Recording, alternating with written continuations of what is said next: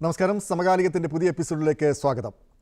3 രാജ്യങ്ങളിലെ 16 വേദികൾ, 48 ടീമുകൾ, 104 മത്സരങ്ങൾ, ഒരു മാസത്തിലേറെ നീണ്ട യാത്രയ്ക്കൊടുവിൽ ഫുട്ബോൾ ലോകം ഒരൊറ്റ മത്സരത്തിലേക്ക് ചുരുങ്ങിയിരിക്കുകയാണ്. വീണ്ടും ഒരു ക്ലാസിക് പോരാട്ടത്തിനായി ഫുട്ബോൾ ആരാധകർ കാത്തിരിക്കുകയാണ്. ഫൈനലിസ്മയിൽ നിലവിലെ ലോക ചാമ്പ്യന്മാരായ അർജന്റീന സ്പെയിനിനെ നേരിടുമ്പോൾ അത് ഫുട്ബോൾ ആരാധകർക്ക് സമ്മാനിക്കുന്നത് സുവർണ നിമിഷങ്ങളാണ്. വിമർശനങ്ങൾക്ക് ഒരിക്കൽ കൂടി വിശ്വകിരീടത്തിലൂടെ മറുപടി നൽകാൻ മെസ്സിക്കും കൂട്ടർക്കും കഴിയുമോ ഇക്കുറി? ഒപ്പം ഈ പന്തും സ്പേസും എതിരാളികൾക്ക് വിട്ടു നൽകാതെ കളിക്കുന്ന സ്പെയിനിന് അർജന്റീനയെ തളയ്ക്കാനാകുമോ? വമ്പന്മാർ കണ്ണീരോടെ മടങ്ങിയപ്പോൾ ഇക്കുറി ചരിത്രം തിരുത്തിക്കുറിക്കുമോ മെസ്സിയും സംഘവും? ക്ലിനിക്കൽ ടിക്കിടാക്കുമായി സ്പെയിനും നെവർ ഗിവ് അപ്പ് മെൻറ്റാലിറ്റിയുമായി അർജന്റീനയും നേർക്കുനേർ വരുമ്പോൾ ഇത്തവണ മൈതാനത്ത് പിറക്കുമോ ആവേശപ്പോര്? സമകാലികം വിശദമായി ചർച്ച ചെയ്യുകയാണ്. കപ്പടിക്കാൻ അർജന്റീനയോ സ്പെയിനോ? എന്നോടൊപ്പം ഈ ചർച്ചയിൽ പങ്കെടുക്കുന്നത് തിരുവനന്തപുരം സ്റ്റുഡിയോയിൽ CPI നേതാവ്, ഫുട്ബോൾ പ്രേമിയുമായ പന്നിൻ രവീന്ദ്രൻ, ഒപ്പം കേരള സന്തോഷ് ട്രോഫി പരിശീലകൻ ശ്രീ എബിൻ റോസ്, സ്പോർട്സ് ലേഖകൻ അൻസാർ എസ് രാജും എൻ്റെ കൂടെ തിരുവനന്തപുരം സ്റ്റുഡിയോയിലുണ്ട്. ഒപ്പം വീഡിയോ കോളിൽ തിരുവനന്തപുരത്ത് നിന്ന് മുൻ ഇന്ത്യൻ ഫുട്ബോൾ ടീം താരം VP ഷാജിയും ചേരുകയാണ്. ശ്രീ പന്നിൻ രവീന്ദ്രൻ, അങ്ങ് ഒരു കടുത്ത ബ്രസീൽ ആരാധകൻ എന്ന് എനിക്കറിയാൻ സാധിക്കും. വലിയ വിഷമത്തോടെയാണോ ഈ ഒരു ഫുട്ബോൾ മത്സരം കാണുന്നത്, അതോ ഈ ലോകത്തെ മുഴുവൻ ഒന്നായി മാറ്റുന്ന ആ ഫുട്ബോളിനെ വലിയ ആവേശത്തോടെയാണോ അങ്ങ് ബ്രസീൽ തോറ്റുപോയി. തോറ്റപ്പം മനസ്സിലൊരു വല്ലാത്ത വിഷമമുണ്ടായിരുന്നു. പക്ഷേ ആ വിഷമം ഫുട്ബോളിൽ സാധാരണയാണ്. ഫുട്ബോൾ കളിയിൽ ഒരു ടീം തന്നെ ജയിച്ചു വരുമെന്ന് ഒരിക്കലും കണക്ക് കൂട്ടാൻ പറ്റില്ല. കളിയാണ്. ആ കളി ഒരു നിമിഷം. അപ്പം ബ്രസീലിൻ്റെ തോൽവി നമ്മളെ മനസ്സിൽ വേദനിപ്പിച്ചെങ്കിലും ഫുട്ബോൾ എന്ന് പറയുന്ന ഈ മഹോത്സവം ഉണ്ടല്ലോ, മഹോത്സവത്തിൽ താങ്കൾ പറഞ്ഞ പോലെ ഇപ്പോൾ ഇനി അവസാനത്തിലേക്ക് നമ്മൾ നിൽക്കുക. ഈ നിൽക്കുമ്പം ഈ മത്സരം കണ്ടപ്പം എനിക്ക് തോന്നിയത് ലോക ചരിത്രത്തിലെ ഏറ്റവും വലിയ ഫുട്ബോൾ മേളയാണ് ഇത്തവണ നടന്നത്. ഒന്ന്, സാധാരണ ഒരു ടീം ഈ ടൂർണമെൻറ്റിൽ പങ്കെടുക്കുമ്പോൾ നേരത്തെ 32 ഇപ്പം 48 ടീമായി. ഈ 48 ടീമുകൾ ഒന്നത് മാത്രമല്ല, അവർ കളിച്ചിരുന്ന കളികൾ, ഇവരാദ്യം തന്നെ ഗ്രൂപ്പ് മത്സരത്തിൽ 3 കളി കളിച്ചാണ് വരുന്നത്. മുമ്പ് ഒരിക്കലും ഇല്ലാത്ത പോലെ ഓരോ ടീമിനും നന്നായി ആ ടീം എങ്ങനെയാണെന്ന് കമ്പയിൻ ചെയ്യാൻ പറ്റിയ സന്ദർഭം കിട്ടി. ആ സന്ദർഭം ഈ ടീമിൻ്റെ ഓരോ കളിയിലും നമ്മൾ കണ്ടു. ഇപ്പം നമ്മളെ മുമ്പിൽ ഇരിക്കുന്നത് ഇനി ഫൈനൽ ആര് ജയിക്കും തോക്കുന്നുള്ളതാണ്. ജയിക്കും തോക്കുന്ന് ഉറപ്പിച്ച് പറയാൻ ഞാനില്ല, അതാർക്കും പറ്റും തോന്നില്ല. പക്ഷെ കളി കണ്ടപ്പം ഇതുവരെ നടന്ന കളിയിൽ അർജൻറ്റീനയും സ്പെയിനും 2 ടീമുകളും ഏതാണ്ട് തുല്യതയാണ്. എന്നാൽ ഓരോ അല്പം മുൻതൂക്കം സ്പെയിനാണ്. എന്തുകൊണ്ട്? സ്പെയിനൊരു പ്രത്യേകതയുണ്ട്, എണ്ണിയിട്ട് യന്ത്രം പോലെ കളിക്കും. രണ്ടാമത്തെ കാര്യം, അവരെ മികച്ച ഡിഫൻസാണ്, അത് ഒത്ത മിഡ്ഫീൽഡാണ്. പിന്നെ ഫോർവേഡും ഇവരും തമ്മിൽ ഇണങ്ങിക്കൊണ്ട് അസാധാരണ പാസ്സാണ്. കഴിഞ്ഞ ദിവസമൊക്കെ നമ്മൾ കണ്ട് എത്ര മനോഹരമാണ് അവരെ പാസ്. ഫ്രാൻസിനെതിരായി കളിച്ച കളിയിൽ അവർ കളിച്ച കളി അത് നമുക്ക് മറക്കാൻ കഴിയാത്ത കളിയാണ്. അങ്ങനെയുള്ളൊരു ടീമാണ് സ്പെയിൻ. ഇപ്പുറത്തോ കഴിഞ്ഞ 2 കളിയിൽ നമ്മുടെ സാക്ഷാൽ അർജൻറ്റീന, നമ്മളൊക്കെ ഏതാണ്ട് കൈവിടുന്ന ഘട്ടത്തിലെത്തുമ്പോഴാണ് തിരിച്ചു വരുന്നത്. എന്തതിന് കാരണം? ഓരോ ടീമിനും ഏറ്റവും പ്രധാനമാണ് ആ ടീമിന് മനസ്സിൽ ഒരു ധൈര്യമുണ്ടാവണം. ആ ധൈര്യത്തിന് കാരണം എനിക്ക് ഉറപ്പാണ് മെസ്സിയാണ്. മെസ്സി എന്ന ഒരു കളിക്കാരൻ നമുക്കുണ്ട് എന്ന ബോധമാണ് ഈ കളിക്കാരെ ആകെ നയിക്കുന്നത്. 2 ടീമുകളെങ്ങനെ നിങ്ങൾ ശ്രദ്ധിച്ചോ? ഒന്ന് പോർച്ചുഗൽ, ക്രിസ്ത്യാനോ റൊണാൾഡോ. പക്ഷേ ക്രിസ്ത്യാനോ റൊണാൾഡോയും കളിക്കാരും തമ്മിലുള്ള ബന്ധം ഇത്രത്തോളം ഉള്ളിൽ തട്ടിയ ബന്ധമാണെന്ന് എനിക്ക് തോന്നിയില്ല കളി കണ്ടപ്പോൾ. എന്നാൽ ഇവിടെ മെസ്സിയും കളിക്കാരും തമ്മിലുള്ള ബന്ധം ഒരു വല്ലാത്ത ആത്മബന്ധമാണ്. ആ ആത്മബന്ധമാണ് കളിയിൽ തിരിച്ചടി നേരിട്ടിട്ടും അവസാനമായി തിരിച്ചു വരാം എന്ന ബോധം ഈ കളിക്കാരുണ്ടാവുന്നത്. ആ 8-10 മിനിറ്റ് നേരം കൊണ്ട് കളിച്ച കളി, ആ കളി നേരത്തെ ഇവിടെ പോയി നമ്മൾ പലപ്പോഴും ആലോചിച്ചിട്ടുണ്ട്. ഇവിടെ പോയാൽ നേരത്തെ കളി, പക്ഷെ അവർ കാത്തിരിക്കുകയായിരുന്നു ചാൻസ് വരാൻ വേണ്ടി. അത്ര എക്സ്പീരിയൻസ് ഉള്ള ടീമാണ് അവർ, മറ്റതല്ല യുവാക്കളാണ്. അപ്പം മെസ്സിയും അപ്പുറം യമാലിന് എനിക്ക് വലിയ ഇഷ്ടമാണ് കേട്ടോ. യമാൽ നല്ല കളിക്കാരനാണ്, അത് ഫുൾ ടൈം ത്യാഗം ചെയ്ത് കളിക്കുന്ന കളിക്കാരനാണ്, അർപ്പിത ബോധമുള്ള കളിക്കാരനാണ്. മാത്രമല്ല അദ്ദേഹം സ്വന്തം ഗോൾ അടിക്കണമെന്നല്ല. ഇപ്പോൾ നിങ്ങൾ എംബാപ്പയും യമാലും തമ്മിൽ നിങ്ങളൊന്ന് കമ്പയർ ചെയ്ത് നോക്കിക്കോ. എംബാപ്പയ്ക്ക് സ്വന്തമായി ഗോൾ അടിക്കണമെന്നാണ്, യമാലിന് അങ്ങനെയല്ല, ടീം ജയിക്കാനും ഗോൾ അടിക്കണമെന്നാണ്. ഈ രണ്ട് വ്യത്യാസം എൻ്റെ ഒരു കണക്കിലതാണ്. ഇനി വ്യത്യസ്ത അഭിപ്രായങ്ങൾ ഉണ്ടാകും, ഇല്ലയെന്ന് ഞാൻ പറയുന്നില്ല. പക്ഷേ ഈ യമാൽ എന്ന് പറയുന്ന കളിക്കാരൻ ഒരു ആസൂത്രണമുള്ളൊരു കളിക്കാരനാണ്. അവൻ മിഡ്ഫീൽഡിനെ നന്നായി ജോയിൻ ചെയ്തുകൊണ്ട് ഫോർവേഡിനെ കൂട്ടിയിണക്കി കൊണ്ടുപോകാൻ പറ്റുന്ന കളിക്കാരനാണ്. അതുകൊണ്ട് ഈ കളിയുടെ ആത്യന്തികം എന്തായിരിക്കും എന്നതിനെപ്പറ്റി ഇപ്പോൾ ചർച്ച ചെയ്യുമ്പോൾ നമുക്ക് വല്ലതും പറയാം. പക്ഷേ എൻ്റെ മനസ്സിനകത്ത് ഒരാഗ്രഹമുണ്ട്, അത് കപ്പ് അർജൻറ്റീന കൊണ്ടുപോകണമെന്നാണ്. എന്തുകൊണ്ട്? മെസ്സി എന്ന് പറയുന്ന ഈ കളിക്കാരനെ അദ്ദേഹത്തിന് ഏറ്റവും വലിയ ആദരവ് കൊടുത്തുകൊണ്ട് നമുക്ക് അദ്ദേഹത്തെ അയക്കണമെന്നാണ് എൻ്റെ മനസ്സ് പറയുന്നത്. മാത്രമല്ല വേറെ എന്തുകൂടിയുണ്ട്, ഈ അർജൻറ്റീന എന്ന് പറയുന്ന രാജ്യം സാമ്രാജ്യത്വത്തിൻ്റെ കോളനി രാജ്യമായിരുന്നു, അവിടുന്ന് കടന്നു വന്നതാണ്. അപ്പം മനുഷ്യ സമൂഹത്തിൻ്റെ ഈ മാറ്റത്തിലുള്ള വലിയ പോരാട്ടത്തിൽ, ആ പോരാട്ടത്തിൽ ഈ രാജ്യങ്ങളുടെ കളിക്കാരും രാജ്യങ്ങളും നമ്മുടെ കൂടെ എപ്പോഴും ആവേശമായിരിക്കുമെന്ന കാര്യം കൂടി മറക്കരുത്. അപ്പോൾ എന്തായാലും ഒരു ലാറ്റിൻ അമേരിക്കൻ രാജ്യം കപ്പടിക്കണമെന്നുള്ളൊരു ആത്മവിശ്വാസമാണ് പന്നിൻ രവീന്ദ്രൻ പങ്കുവച്ചത്. Shri Ebin Rose, Santosh trophy football team പരിശീലകനാണ്, കേരളത്തിൽ ഒട്ടേറെ താരങ്ങളെയൊക്കെ വളർത്തിയെടുത്ത ആളാണ്. നമുക്ക് ഈ ഫുട്ബോൾ ഈ വേൾഡ് കപ്പിലേക്ക് വരുവാണെന്നുണ്ടെങ്കിൽ അവസാന നിമിഷങ്ങളിൽ ഒരു തീജ്വാലയായി തീപ്പന്തമായി പടരുന്ന ഒരു മെസ്സിയും കൂട്ടരെയുമാണ് നമുക്ക് ലോകകപ്പിൽ കാണാൻ സാധിച്ചത്. തമാശയ്ക്ക് തന്നെ പലരും പറയാറുണ്ട്, ഇവർക്ക് ഈ 80 മിനിറ്റ് മത്സരം വെച്ചാൽ പോരെ, അല്ലെങ്കിൽ അവസാനത്തെ 10 മിനിറ്റ് എന്തിനാണ് എന്നൊക്കെയുള്ള രീതിയിലുള്ള തമാശകളൊക്കെ വരുന്നുണ്ടെങ്കിൽ പോലും ഈ പറയുന്ന പന്നിൻ രവീന്ദ്രൻ പറഞ്ഞതുപോലെ തന്നെ ഈ മെസ്സിയും സംഘത്തിനെയും തടുക്കാൻ ഈ സ്പെയിനിന് ആകുമോ? എനിക്ക് മറിച്ചൊരു അഭിപ്രായമാണ് ഉള്ളത്. കാരണം സ്പെയിൻ ഇന്ന് ലോകത്തിലെ ഏറ്റവും മികച്ച ഫുട്ബോൾ കളിക്കുന്ന ഏറ്റവും മികച്ച യുവതാരങ്ങളും ഒപ്പം പരിചയസമ്പന്നരുമായ താരങ്ങൾ അടങ്ങിയ ഒരു ടീമാണ് സ്പെയിൻ. തീർച്ചയായിട്ടും ഞാൻ ഈ വേൾഡ് കപ്പ് തുടങ്ങുന്നതിന് മുമ്പേ, ഫിക്സർ ഇടുന്നതിന് മുമ്പേ സ്പെയിൻ ഫൈനലിൽ എത്തുന്ന ഒരു രാജ്യമായിട്ട് ഞാൻ പ്രഡിക്റ്റ് ചെയ്ത ഒരു രാജ്യമാണ്. കാരണം അവരുടെ പെർഫോമൻസ് മാത്രമല്ല, അവരുടെ താരനിര, അതിനോടൊപ്പം തന്നെ ആ കളിക്കാർ തമ്മിലുള്ള ഒരു ഒത്തിണക്കം. ഒരിക്കലും നമുക്കറിയാം ഫുട്ബോൾ വളരെയധികം കരുത്തിനും വേഗതയ്ക്കും പ്രാധാന്യമുള്ള ആ ഒരു മത്സരത്തിൽ സ്പെയിനിനെ പോലൊരു ടീം പലപ്പോഴും സ്കില്ല് കൊണ്ടും പ്രതിഭ കൊണ്ടും ഈ ഒരു ഒത്തിണക്കം കൊണ്ട് നമുക്കറിയാം അവരുടെ ഒരു ബോൾ നഷ്ടപ്പെട്ട് കഴിഞ്ഞാൽ ബോൾ തിരിച്ചു പിടിക്കുന്ന ഒരു റിക്കവറി ടൈമുണ്ട്. ഒരു 10-15 സെക്കൻഡിനകത്ത് ബോൾ തിരിച്ചു പിടിക്കുന്ന ആ ഒരു ശൈലിയിൽ കളിക്കുകയാണെങ്കിൽ ശരിക്കും അർജൻറ്റീന സ്ട്രഗിൾ ചെയ്യും. ഒപ്പം തന്നെ രണ്ടുപേരും ഒരേ ശൈലിയിൽ കളിക്കുന്നെങ്കിലും കുറച്ചുകൂടെ ടു ടച്ച് കളിച്ചുകൊണ്ട് ടീം ബോൾ നഷ്ടപ്പെടാതെ ബോൾ പൊസഷൻ കീപ്പ് ചെയ്യുക, ഒപ്പം തന്നെ സ്പേസ് കൊടുക്കാതെ, ബോൾ നഷ്ടപ്പെട്ട് കഴിഞ്ഞാൽ സ്പേസ് കൊടുക്കാതെ ബോൾ തിരിച്ചു പിടിക്കുന്നത്. ഇന്ന് മോഡേൺ ഫുട്ബോളിലെ ഏറ്റവും ഇമ്പോർട്ടൻറ്റ് പൊസിഷൻ എന്ന് പറയുന്നത് ഡിഫൻസീവ് മിഡ്ഫീൽഡാണ്. ആ ഡിഫൻസീവ് മിഡ്ഫീൽഡ് പൊസിഷനിൽ ഏറ്റവും മികച്ച താരമായ പെഡ്രിയും അല്ലെ റോഡ്രിയും ഒക്കെ, നായകൻ റോഡ്രി അടക്കമുള്ള താരങ്ങളുള്ളത് കൊണ്ട് തന്നെ സ്പെയിനൊരു അഡ്വാൻറ്റേജ് ആണ് ഈ മത്സരത്തിൽ നമുക്ക്. പക്ഷേ നേരത്തെ പറഞ്ഞ പോലെ അവിശ്വസനീയമാണ് അർജൻറ്റീനയുടെ തിരിച്ചുവരവ്. ഓരോ മത്സരത്തിലും അത്ഭുതമൊന്നല്ലാതെ വാക്കുകളില്ല. അവരുടെ ആ ഒരു പ്രതിഭയ്ക്ക് അനുസരിച്ചുള്ളൊരു റിസൾട്ടാണെങ്കിൽ പോലും അവർ ഗെയിമിൽ പലപ്പോഴും അവരുടെ ഒരു സ്ലോ ബിൽഡപ്പ് ടീമിന് തിരിച്ചടിയായി. പക്ഷേ സെമിയിലും ക്വാർട്ടർ ഫൈനലും അവർ ഇമ്പ്രൂവ് ചെയ്തതും ലോത്തോറോ മാർട്ടിനസും അൽവാരസും ഒക്കെ വന്നത് തീർച്ചയായിട്ടും അർജൻറ്റീനയ്ക്ക് ഒരു അഡ്വാൻറ്റേജ് ആണെങ്കിൽ പോലും സ്പെയിനാണ് അല്പമെങ്കിലും ഒരു മേധാവിത്വം, കുറച്ചുകൂടെ മേധാവിത്വം കളിയിൽ പുലർത്തുന്നത്.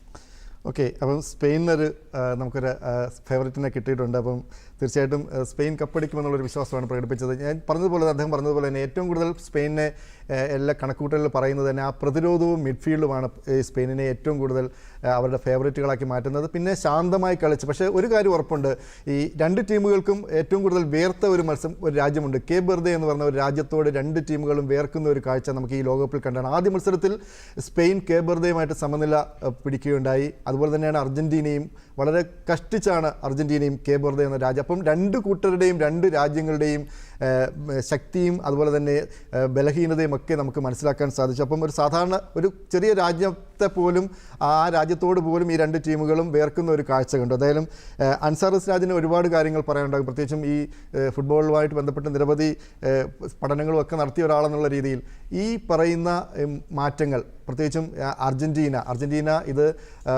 കഴിഞ്ഞ തവണത്തെ ഇത്തവണ നിലവിലെ ലോക ജേതാക്കളാണ്. കഴിഞ്ഞ തവണ ഫ്രാൻസിനെ പെനാൽറ്റി ഷൂട്ടൗട്ടിൽ പരാജയപ്പെടുത്തിയാണ് അർജൻറ്റീന വിജയിയായത്. അർജൻറ്റീനയും കഴിഞ്ഞ ലോകകപ്പിൽ ആദ്യ മത്സരം സൗദി അറേബ്യയോട് തോറ്റിട്ടാണ് അർജൻറ്റീന തുടക്കമിട്ടത്. ആ മത്സരത്തിലൂടെ തന്നെ ആരാധകരൊക്കെ അല്ലെങ്കിൽ വിമർശകരൊക്കെ പറഞ്ഞത് അർജൻറ്റീനയുടെ കഥ കഴിഞ്ഞു എന്ന രീതിയിലുണ്ടെങ്കിൽ പോലും അവിടെ അർജൻറ്റീന ഒരു ഫിനിഷ് പക്ഷിയെ പോലും ഉയർത്തെഴുന്നേറ്റ ഒരു കാഴ്ചയായിരുന്നു നമുക്ക് കണ്ടത്. ഇത്തവണയും അങ്ങനെ തന്നെയാണ്. ഇത്തവണ പക്ഷേ അപരാജിതമായിട്ടാണ് അർജൻറ്റീന മുന്നോട്ട് പോകുന്നത്. പക്ഷേ അവസാന നിമിഷങ്ങളിൽ, അവസാനത്തെ 10 മിനിറ്റുകൾക്കുള്ളിൽ എല്ലാ പ്രതീക്ഷകളെയും അസ്ഥാനത്താക്കിക്കൊണ്ട് അർജൻറ്റീന അങ്ങനെ കുതിച്ചുയരുന്ന ഒരു കാഴ്ചയാണ്. അതെല്ലാ മത്സരങ്ങളും കണ്ടതാണ്. എന്തായാലും ഈ പറഞ്ഞതുപോലെ തന്നെ ഈ സ്പെയിനിൻ്റെ പ്രതിരോധ തന്ത്രത്തെയും അതുപോലെ തന്നെ അർജൻറ്റീനയുടെ മുന്നേറ്റ നിരയെയും എങ്ങനെ നോക്കിക്കാണുന്നു? തീർച്ചയായും ഈ ലോകകപ്പിൻ്റെ സെമി ഫൈനലിൽ എത്തിയ 4 ടീമുകളും അർഹതപ്പെട്ട ടീമുകൾ തന്നെയായിരുന്നു സെമി ഫൈനലിൽ കളിക്കാൻ. അത് ഇംഗ്ലണ്ട് ആയാലും പുറത്തായ ഫ്രാൻസ് ആയാലും സ്പെയിൻ ആയാലും അർജൻറ്റീന ആയാലും ഇവർ 4 പേരും കപ്പടിക്കാൻ യോഗ്യതയുള്ള ഏറ്റവും മികച്ച പ്രകടനം കാഴ്ചവെച്ചുകൊണ്ടിരുന്ന അവരുടെ കളിക്കാരുടെ പ്രകടനമെല്ലാം നമ്മൾ വിലയിരുത്തുമ്പോൾ ഏറ്റവും നല്ല എന്ന് പറയാവുന്ന 4 ടീമുകളും സെമിയിലെത്തി. പക്ഷേ സെമി ഫൈനൽ നമ്മൾ നോക്കൂ, സെമി ഫൈനലിൽ ഫ്രാൻസും സ്പെയിനും തമ്മിലുള്ള സെമി ഫൈനലിൽ നമ്മൾ ചർച്ചകളിലും ഒക്കെ വന്നത് ഫ്രാൻസിനൊരു നേരിയ മുൻതൂക്കമുണ്ട്. കാരണം ഫ്രാൻസിൻ്റെ സ്പീഡ് കൂടുതലാണെന്നുള്ളതാണ്. പക്ഷേ ആ മത്സരത്തിൽ ഫ്രാൻസിന് തോൽക്കേണ്ടി വന്നു. അതുപോലെ തന്നെ ഇംഗ്ലണ്ട് നല്ല മികച്ച ഫോമിലായിരുന്നു. ഹാരി കെയ്നും ജൂഡ് ബെല്ലിംഗാമും ഒക്കെ അവരുടെ കോമ്പിനേഷൻ, അവർ ഗോൾ അടിക്കുന്ന സ്പീഡ്, ഗോൾ അടിക്കുന്ന രീതി ഒക്കെ അർജൻറ്റീനയ്ക്ക് വലിയ വെല്ലുവിളിയാകുമെന്നുള്ള പ്രതീക്ഷയിലായിരുന്നു മത്സരത്തിന് മുമ്പ്. പക്ഷേ മത്സരം കഴിഞ്ഞപ്പോഴത്തേക്ക് എങ്ങനെയാണോ സ്പെയിനിന് മുമ്പിൽ ഫ്രാൻസ് അപ്രസക്തമായത് അതിനേക്കാൾ ദാരുണമായി അർജൻറ്റീനയ്ക്ക് മുമ്പിൽ ഇംഗ്ലണ്ട് അപ്രസക്തമാവുന്ന ഒരവസ്ഥ അവസാനത്തെ ഒരു 10 മിനിറ്റ് നമ്മൾ കണ്ടു. അപ്പോൾ തീർച്ചയായും ഈ ലോകകപ്പിൻ്റെ ഫൈനലിലേക്ക് എത്തുമ്പോൾ നമ്മൾ കാണുന്ന ഒരു അവസ്ഥയെന്ന് പറയുന്നത് പ്രതീക്ഷയുള്ള ടീമുകൾ ആ ഒരു ദിവസത്തെ മത്സരത്തിൽ മികച്ച പ്രകടനം കാഴ്ചവെക്കാൻ കഴിയുന്നില്ല എന്നുണ്ടെങ്കിൽ സ്വാഭാവികമായിട്ടും അവർക്ക് തോൽക്കേണ്ടി വരുന്ന ഒരു അവസ്ഥയാണ് നമ്മൾ കണ്ടത്. ഈ ഒരു പ്രത്യേക സാഹചര്യത്തിൽ, അതായത് ഇപ്പോൾ അർജൻറ്റീനയും സ്പെയിനും തമ്മിലുള്ള ഫൈനൽ മത്സരം വരുമ്പോൾ ഇവർ രണ്ടുപേരും ഒന്ന് കോപ്പ അമേരിക്ക ചാമ്പ്യന്മാരാണ്, മറ്റത് യൂറോ കപ്പ് ചാമ്പ്യന്മാരാണ്. അവർ രണ്ടുപേരും കരുത്തരാണ്.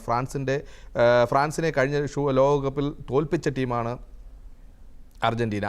അതുപോലെ തന്നെ സ്പെയിൻ 2010 ആണ് ഹോളണ്ടിനെ തോൽപ്പിച്ച് ആദ്യമായിട്ട് ഒരു ലോക കിരീടം നേടുന്നത്. അതിനുശേഷം അവർ ആദ്യമായിട്ടാണ് ഫൈനലിലേക്ക് എത്തുന്നത്. നമുക്കറിയാം 2008 യൂറോ കപ്പിൽ സ്പെയിൻ ചാമ്പ്യന്മാരായി. അന്ന് അവരുടെ ഏറ്റവും മികച്ച നിരയാണ് Iniesta, Xavi, David via, Iker Casillas എന്ന് പറയുന്ന കീപ്പർ, ഫെർണാണ്ടോ ടോറസ് തുടങ്ങിയ അവരുടെ അക്കാലത്തെ ഏറ്റവും മികച്ച താരനിരയാണ് 2010 2008 മുതൽ 2012 വരെ ഉണ്ടായിരുന്നത്. ഈ 2008 മുതൽ 12 വരെയുള്ള കാലയളവിൽ അവർ 2 യൂറോ കപ്പ് നേടി. 2008 12 2010 ലോക ചാമ്പ്യന്മാരുമായി. പക്ഷേ അതിനുശേഷം സ്പാനിഷ് ടീമിന് സംഭവിച്ചത് അവരുടെ ആ ഒരു സുവർണ്ണ തലമുറയുടെ പതനം. ആ സുവർണ്ണ തലമുറ വിരമിച്ച് കഴിഞ്ഞപ്പോഴത്തേക്ക് പുയോളും റാമോസും ഒക്കെ പോയി കഴിഞ്ഞപ്പോഴത്തേക്ക് സ്പാനിഷ് ടീം അവരുടെ ആ ടീം സ്പിരിറ്റ് നഷ്ടപ്പെട്ടു. പക്ഷേ കഴിഞ്ഞ ഒരു 2 കൊല്ലം, അതായത് 2023 ശേഷമുള്ള സ്പാനിഷ് ടീമിനെ നമ്മൾ വിലയിരുത്തി കഴിയുമ്പോൾ നമുക്ക് മനസ്സിലാകും അവരുടെ മിഡ്ഫീൽഡിൽ അവർക്ക് ഏറ്റവും മികച്ചൊരു മിഡ്ഫീൽഡർ അവരുടെ ക്യാപ്റ്റനായിട്ടുണ്ട് റോഡ്രി. 2024 യൂറോ കപ്പിലെ ഏറ്റവും മികച്ച കളിക്കാരനായിട്ട് തിരഞ്ഞെടുക്കപ്പെട്ടത് റോഡ്രിയാണ്. ആ റോഡ്രിയുടെ ഏറ്റവും വലിയ പ്രത്യേകത എന്ന് പറഞ്ഞു കഴിഞ്ഞാൽ 2024 യൂറോ കപ്പിന് മുമ്പ് അദ്ദേഹത്തിൻ്റെ കാൽമുട്ടിന് ഒരു ശസ്ത്രക്രിയ വേണ്ടി വന്നു. അദ്ദേഹം വിശ്രമത്തിലായിരുന്നു. അതിനുശേഷം അദ്ദേഹം കളിക്കളത്തിലേക്ക് തിരിച്ചു വരുന്നത് ആ യൂറോ കപ്പിലാണ്. ആ യൂറോ കപ്പിലെ ഏറ്റവും മികച്ച താരമായി തിരഞ്ഞെടുക്കപ്പെട്ടു. അദ്ദേഹം സ്പെയിനെ കിരീടം അണിയിക്കുന്നതിൽ വരെ എത്തിച്ച ആ ഒരു റോഡ്രി. നമ്മൾ ശരിക്കും ഗോൾ അടിക്കുന്നവരെ മാത്രമേ വാഴ്ത്തിപ്പാടാറുള്ളൂ. പക്ഷേ ഗോൾ അവസരങ്ങൾ ഒരുക്കുന്ന ആ റോഡ്രി എന്ന് പറയുന്ന കളിക്കാരൻ യൂറോ കപ്പിൽ സ്പെയിനിന് നൽകിയ പിന്തുണയും ടീമിൻ്റെ നടുനായകത്വം വഹിച്ച ആ ഒരു കളിക്കാരൻ അദ്ദേഹം ആണ് ഇത്തവണയും സ്പെയിനെ ക്യാപ്റ്റനായിട്ട് ഇപ്പോഴും കളിക്കുന്നത്. അപ്പോൾ ഈ ലോകകപ്പിൻ്റെ സ്റ്റാറ്റിസ്റ്റിക്സ് നമ്മൾ പരിശോധിക്കുമ്പോൾ കാണുന്നത് 655 പാസുകളാണ് റോഡ്രി ഇതുവരെ ഈ സെമി ഫൈനൽ വരെ നൽകിയത്. അത് ഈ ഒരു ലോകകപ്പിൽ പോലും ഇത്രയും കൂടുതൽ പാസുകൾ നൽകിയിട്ടുള്ള, അതിനകത്ത് 62 പാസുകൾ ഫൈനൽ തേർഡിനകത്താണ് അദ്ദേഹം നൽകിയത്. ടോണി ക്രൂസ്, ജർമ്മനിയുടെ മിഡ്ഫീൽഡർ ടോണി ക്രൂസ്, അത് അദ്ദേഹം നൽകിയിട്ടുള്ള ഒരു റെക്കോർഡുണ്ട് 62 പാസുകളുടെ 2018 വേൾഡ് കപ്പ് 14 വേൾഡ് കപ്പിൽ. അപ്പോൾ അത്രയും മികച്ച സ്റ്റാറ്റിസ്റ്റിക്സ് ഉള്ള ഏറ്റവും നല്ല ഒരു കളിക്കാരൻ നയിക്കുന്ന ഒരു ടീമാണ് സ്പെയിൻ. അതുപോലെ തന്നെ 19 വയസ്സുള്ള പാവോ കുബാസി എന്ന് പറയുന്ന ഒരു ഡിഫൻഡർ. സാധാരണഗതിയിൽ ഡിഫൻഡർമാരെയൊക്കെ നമ്മളെ അറിയുന്നത് അവരുടെ കരിയറിൻ്റെ അവസാന കാലത്തിലായിരിക്കും. കാരണം എന്ന് പറഞ്ഞാൽ ഡിഫൻസിലെ മികവൊക്കെ ആൾക്കാർ മനസ്സിലാക്കി എടുക്കണമെങ്കിൽ എത്രയോ നാൾ കഴിയും. അത് ഡിഫൻഡറായി കളിച്ചിട്ടുള്ള എബിൻ റോസിന് കൃത്യമായിട്ട് അറിയാൻ കഴിയും. പക്ഷേ ഈ 19ാമത്തെ വയസ്സിൽ പാവോ കുബാർസിയെ ഏറ്റവും മികച്ച ഡിഫൻഡറായിട്ട് ലോകം വിലയിരുത്തുന്നു. അതുപോലെ ലാമിൻ യമാൽ എന്ന് പറയുന്ന വിങ്ങർ, അദ്ദേഹം ഒരു വിങ്ങിലൂടെ കയറി കഴിഞ്ഞു കഴിഞ്ഞാൽ അദ്ദേഹത്തിന് കൃത്യമായിട്ട് ഗോൾ അടിക്കാൻ, ഫ്രണ്ടിലേക്ക് പാസ് കൊടുക്കാൻ കഴിയുന്ന രീതിയിൽ അവസരം ഒരുക്കിയെടുക്കാനും അവരുടെ ഡിഫൻസിനെ, എതിരാളിയാൾ ആരായാലും ആ ഡിഫൻസിനെ ചിതറിക്കാൻ കഴിയുന്ന ഒരു വിങ്ങർ തന്നെയാണ് ലാമിൻ യമാൽ. അതുപോലെ തന്നെ കുക്കറേല എന്ന് പറയുന്ന സ്പാനിഷ് ഡിഫൻഡർ, അദ്ദേഹം ഡിഫൻഡർ ആണെങ്കിൽ അറ്റാക്കിംഗ് ആണ് അദ്ദേഹത്തിൻ്റെ ഏറ്റവും ഇഷ്ടം. അദ്ദേഹം എപ്പോഴും നോക്കിയാലും നമ്മുടെ എതിരാളികളുടെ ഗോൾ പോസ്റ്റിൽ വന്ന് മടങ്ങുന്ന ഒരു കളിക്കാരനാണ്. അതുപോലെ തന്നെ പകരക്കാരനായിട്ട് ഇറങ്ങി 2-3 മിനിറ്റ് കൊണ്ട് തന്നെ ഫസ്റ്റ് ടച്ചിൽ തന്നെ ഗോൾ അടിക്കുന്ന മൈക്കൽ മെറീനോ, ഒയർസബാൽ, ഫിനിഷിങ്ങിൽ ക്ലിനിക്കൽ ഫിനിഷിംഗ് ടച്ചുള്ള ഒയർസബാൽ. ഇങ്ങനെ നോക്കിക്കഴിഞ്ഞാൽ വളരെ മികച്ച ശക്തമായൊരു നിര തന്നെയാണ് സ്പെയിൻ എന്ന് നമുക്ക് പറയാൻ കഴിയും. പക്ഷേ മറുവശത്ത് ഈ വലിയ മലനിരകളെല്ലാം തടുക്കാൻ ഒരു പർവ്വതമായിട്ട് അവിടെ ലയണൽ മെസ്സി എന്ന് പറയുന്ന ഇതിഹാസം അധികായൻ അദ്ദേഹം അവിടെയുണ്ട്. അദ്ദേഹം നമുക്കറിയാം കഴിഞ്ഞ ഈ ലോകകപ്പിലെ കഴിഞ്ഞ മത്സരങ്ങൾ പോട്ടെ, ആദ്യ മത്സരങ്ങളിലൊക്കെ മെസ്സി തുരുതുരാ ഗോൾ അടിച്ചു വന്നു. പിന്നെ അർജന്റീനയെ സംബന്ധിച്ചിടത്തോളം ഗ്രൂപ്പ് റൗണ്ട് മത്സരങ്ങൾ ഇത്തവണ ഒരു വെല്ലുവിളിയേ ആയിരുന്നില്ല. ആ 3 മത്സരങ്ങളിലും അവർ ഈസി ആയിട്ടാണ് ഗോൾ അടിച്ചു വന്നത്. പക്ഷേ അവർക്ക് നോക്കൗട്ടിൽ അവർ ഓരോ മത്സരത്തിൽ, അത് കേപ്പ് വെറുതെക്ക് എതിരെ ആയിക്കോട്ടെ, ഈജിപ്തിനെതിരെ ആയിക്കോട്ടെ, സ്വിറ്റ്സർലാൻഡിനെതിരെ ആയിക്കോട്ടെ, അവർ തോൽവി മുന്നിൽ കണ്ട് ഇതാ ലോക ചാമ്പ്യന്മാർ നിലംപതിക്കാൻ പോകുന്നു എന്ന് കരുതി സങ്കടപ്പെട്ടവരുടെ മുമ്പിലേക്ക് ഒരു ദൈവദൂതനെ പോലെ അല്ലെങ്കിൽ ഒരു എന്താണ് ഒരു മാലാഖയെ പോലെയൊക്കെ മെസ്സി എവിടെ നിന്നോ വരുന്നു, അദ്ദേഹം ഇല്ലാത്ത സ്ഥലത്ത് നിന്ന് പാസ് കണ്ടെത്തി കളിക്കാർക്ക് കൊടുക്കുന്നു. കഴിഞ്ഞ മത്സരത്തിൽ തന്നെ ആ 2 ഗോളുകളും നോക്കൂ, മുന്നോട്ട് ഓടിക്കയറുന്നതിന് പകരം ബാക്ക് പാസ് കൊടുത്ത ആ ഒരു മെസ്സിയുടെ ആ ഒരു ചിന്തിക്കാനുള്ള കഴിവ്, ലോകത്തുള്ള ഏത് ഡിഫൻഡറെക്കാളും മനസ്സിന് വേഗത്തിൽ ചിന്തിക്കാൻ കഴിവുള്ള തലച്ചോറിന് ആ ഒരു വേഗമാണ്. മെസ്സിയുടെ കാലുകളിൽ മാത്രമല്ല തലച്ചോറിനുമുണ്ട് ആ വേഗം.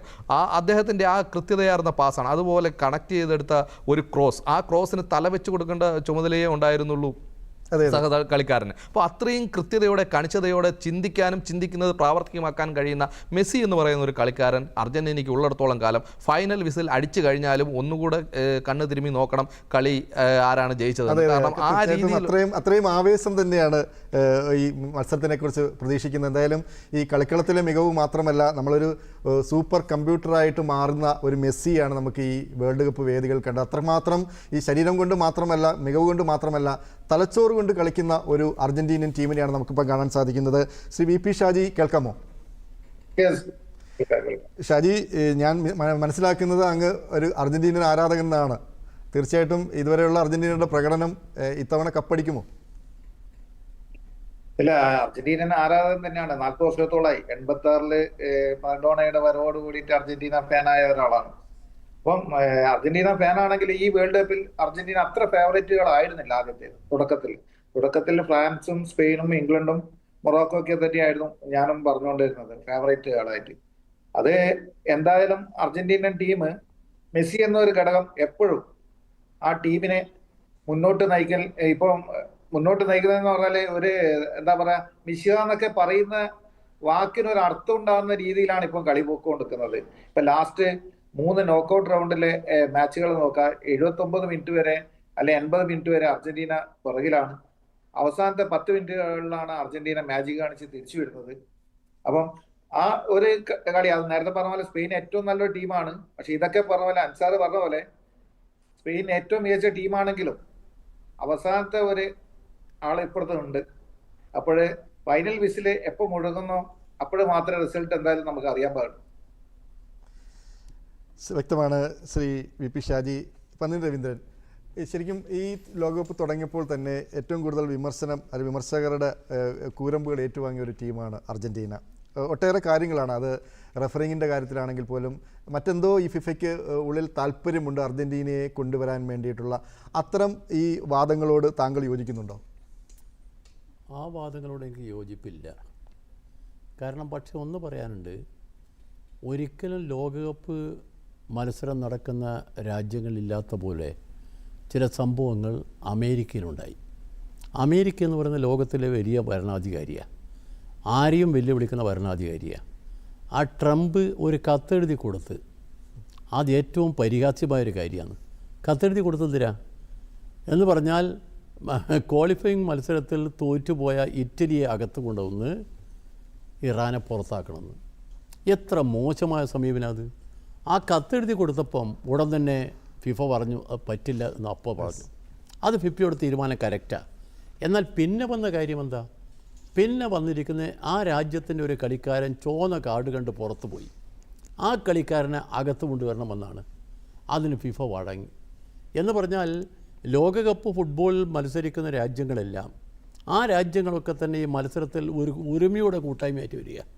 തമ്മിൽ തർക്കങ്ങളൊക്കെ ഉണ്ടാവും, പക്ഷെ അവരെത്തിയാലെല്ലാം കൂടി ഒരു കുടുംബമാണ്. അങ്ങനെ വരുന്ന ലോകത്തിലെ രാജ്യങ്ങളുടെ കൂട്ടായ്മക്ക് ഇതുപോലെ ഒരു സംഭവം ഒരിക്കലും ഉണ്ടായിട്ടില്ല. ആ സംഭവം ഉണ്ടായത് എവിടെയാണ്? അമേരിക്കയിലാണ്. അമേരിക്കയിൽ ലോകകപ്പ് നടക്കുമ്പം അവിടുത്തെ ഭരണാധികാരിക്ക് എനിക്കതിനെല്ലാം പറ്റുമെന്ന് ജനങ്ങളുടെ മുമ്പിൽ കാണിക്കാൻ വേണ്ടി അദ്ദേഹം കത്തെഴുതി കൊടുത്തിട്ട് അത് പരസ്യമായി പറഞ്ഞ് ഞാൻ കത്തെഴുതി കൊടുത്തിട്ടുണ്ട് എന്ന് പറഞ്ഞാൽ ഇതെന്താ വല്ല ടിക്കറ്റ് എടുക്കുന്ന ഏർപ്പാട്, നമ്മളെ വളഞ്ഞ വഴിയിൽ പോയി ടിക്കറ്റ് എടുക്കുന്ന, അതായത് ഫുട്ബോൾ ലോകത്തിലും ലോക പോലീസ് ആകാൻ അമേരിക്ക എന്ന് പറഞ്ഞാൽ അവരതാ ചെയ്തത്. പക്ഷെ അന്ന് എനിക്കൊരു കാര്യം ബോധ്യമായി. ലോകത്തിലെ എല്ലാ രാജ്യങ്ങളെയും കൂട്ടിയിണക്കുന്ന ഫിഫയില്ലേ, ആ ഫിഫയ്ക്കൊരു പ്രത്യേകത എന്താ? ലോകരാജ്യങ്ങളുടെ ഒരു വലിയ പ്രസ്ഥാനമാണ്. എന്ന് പറഞ്ഞാൽ യുണൈറ്റഡ് നേഷൻസിനേക്കാളും കൂടുതൽ രാജ്യങ്ങളാണ് ഫിഫയിലുള്ളത്. 211, അവിടെ 193. 211 രാജ്യങ്ങൾ, നേരത്തെ നമ്മൾ പറഞ്ഞ കേപ്പ് വെർദെ ഉൾപ്പെടെയുള്ള രാജ്യങ്ങളുണ്ട്. അവയൊക്കെ തന്നെ നമ്മുടെ ലോകത്തിലെ ഈ ഫുട്ബോൾ മാമാങ്കത്തിൽ ഒരു കൂട്ടായ്മയിൽ വരുന്നതെന്ന് പറയുന്നത് ലോകം കണ്ട ഏറ്റവും വലിയ യോജിപ്പിൻ്റെ ഒരു കേന്ദ്രമാണിത്. ആ യോജിപ്പിൻ്റെ കേന്ദ്രത്തിൽ ഭിന്നിപ്പുണ്ടാക്കാൻ വേണ്ടി അമേരിക്ക ശ്രമിച്ചു എന്നുള്ളതാണ് സത്യമായൊരു കാര്യം. അതിന് വഴങ്ങാൻ പാടില്ല. ഇൻഫാന്റിനോ എന്ന് പറയുന്നത് നമ്മളെ ഫിഫയിലെ പ്രസിഡൻ്റല്ലോ, അദ്ദേഹത്തിന് പഴയ കഥയൊന്നും അദ്ദേഹത്തിന് അറിയില്ലായിരിക്കും. കാരണം 3ാമത്തെ ലോകത്തിലെ ഫുട്ബോളിൻ്റെ പ്രസിഡൻ്റാണ് ഇത് തുടങ്ങി വെച്ചത്. ആ തുടങ്ങി വെച്ച ആളാണ് യൂൾ റിമേ. അദ്ദേഹമാണ് ആദ്യമായി 1930 തുടങ്ങി വെച്ചത്. അദ്ദേഹം അന്ന് പെട്ട പാഠം ആർക്കും അറിയില്ല. 13 ടീമായിരുന്നു. ഇന്ന് വന്നിരിക്കുന്നത് നമ്മളിപ്പം 48, ഇനി 64 വരാൻ വേണ്ടി പോവുക. 64 ആകും, 48 ആകുമ്പോൾ എങ്ങനെയായിരിക്കും സ്ഥിതി എന്നൊരു ആശങ്ക ഫുട്ബോൾ ചിന്തകന്മാർക്ക് എല്ലാവർക്കും ഉണ്ടായിരുന്നു. പക്ഷേ ആശങ്ക മാറിയല്ലോ. അത് വേണം.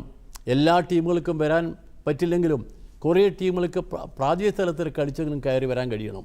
അങ്ങനെ കയറി വരാൻ പറ്റുന്ന ഒരു സംവിധാനം ഉണ്ടാക്കാൻ ഫിഫ ശ്രമിക്കുമ്പോൾ അത് എല്ലാവരും സഹകരിക്കേണ്ടതാണ്. അതിന് പകരം ഒരു രാജ്യത്തിൻ്റെ പ്രമാണിത്വം അത് മുമ്പും പലപ്പോഴും നടന്നിട്ടുണ്ട്. അതിനൊന്നും ഒരിക്കലും അംഗീകരിക്കാതെ എല്ലാം തള്ളുന്ന ഒരു സമീപനമാണ് ഫിഫ. ആ ഫിഫ ഒന്ന്. രണ്ടാമത്തെ ഒരു കാര്യം, ഈ ടൂർണമെൻറ്റിൽ നിങ്ങൾ ശ്രദ്ധിച്ചോന്നറിയില്ല, ശ്രദ്ധിക്കേണ്ട കാര്യം വാറിൻ്റെ വരവാ.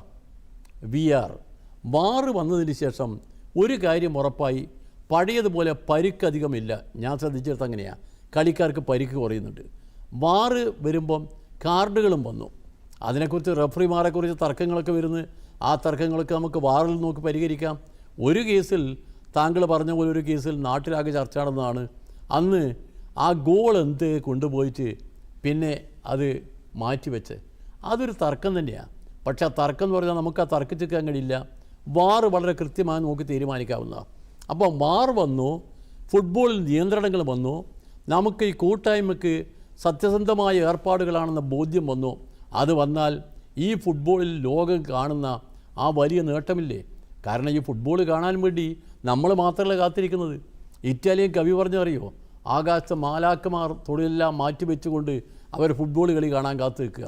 ആ മാലാക്കന്മാർ കളി കാണുന്നുണ്ട് എന്നുള്ള ഭാവത്തിൽ കളിക്കാർ മുകളിൽ നോക്കി ഇങ്ങനെ നമസ്കരിക്കുക. അതെന്തൊരു നമ്മുടെ മനസ്സിനകത്ത് വരുന്ന ഏറ്റവും വലിയൊരു ആവേശമല്ലത്. നമ്മുടെ രാജ്യത്ത്, നമ്മുടെ രാജ്യമെന്ന് പറയുന്ന രാജ്യം ഇന്ത്യ, നമ്മളതില്ലെങ്കിലും നമ്മളെ നാട്ടിൽ എല്ലാ കളിക്കാരും ഉണ്ടല്ലോ. പലപ്പോഴും ഞാൻ ആലോചിക്കുകയായിരുന്നു, ആ ഇറാനെ 1951 നമ്മൾ ഡൽഹിയിൽ വെച്ച് ഇറാനെ തോൽപ്പിച്ച പഴയ കഥയില്ലേ, നമ്മൾ ഏഷ്യൻ ചാമ്പ്യന്മാരായത്, ഏഷ്യൻ പിന്നെ ചാമ്പ്യന്മാരായത്, അത് ഓർമ്മ വേണം. അന്ന് ചാമ്പ്യന്മാരാകുമ്പം നമ്മുടെ രാജ്യത്തിൻ്റെ ഭരണാധികാരി ജവഹർലാൽ നെഹ്റു, അദ്ദേഹം പോയി കളിക്കാരെ പുറത്ത് കെട്ടിയിട്ട് ഇൻ്റർവെല്ലിൽ പറഞ്ഞു, നിങ്ങൾ കളിച്ചോ ജയിക്കുന്നു. ആ ആവേശം കളിക്കാർക്കൊരു മനക്കരുത്തായിരുന്നു. ഇന്ന് നമ്മുടെ സ്ഥിതി ഇതല്ലേ? നമ്മളിപ്പോൾ എവിടെയാണ് നിൽക്കുന്നത്? 211 രാജ്യങ്ങൾ, നമ്മളെ റാങ്കിൽ 139.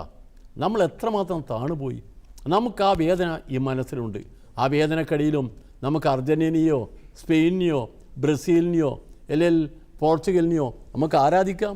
ആ കളിക്കാരെ കൂടെ നമുക്ക് പോവാം. പക്ഷേ ഇടയ്ക്ക് ഞാനെന്ന് പറയട്ടെ, ഒരാളെ നമുക്ക് മറക്കരുത്. അതാണ് നെയ്മർ എന്ന് പറയുന്ന കളിക്കാരൻ. ലോക ജനതയുടെ മനസ്സിനകത്ത് ഒരു വലിയ മഞ്ഞ പരവതാനി വിരിച്ചൊരു കളിക്കാരനാണ്. ആ കളിക്കാരൻ്റെ കളിയിലുള്ള പ്രാവീണ്യം, ആ പ്രാവീണ്യം അയാൾ സ്വന്തം നെയ്തെടുത്ത പ്രാവീണ്യമാണ്. ആ പ്രാവീണ്യം ലോക ഫുട്ബോളിന് എന്നും ഒരു മാർഗദർശി പോലെയാണ്.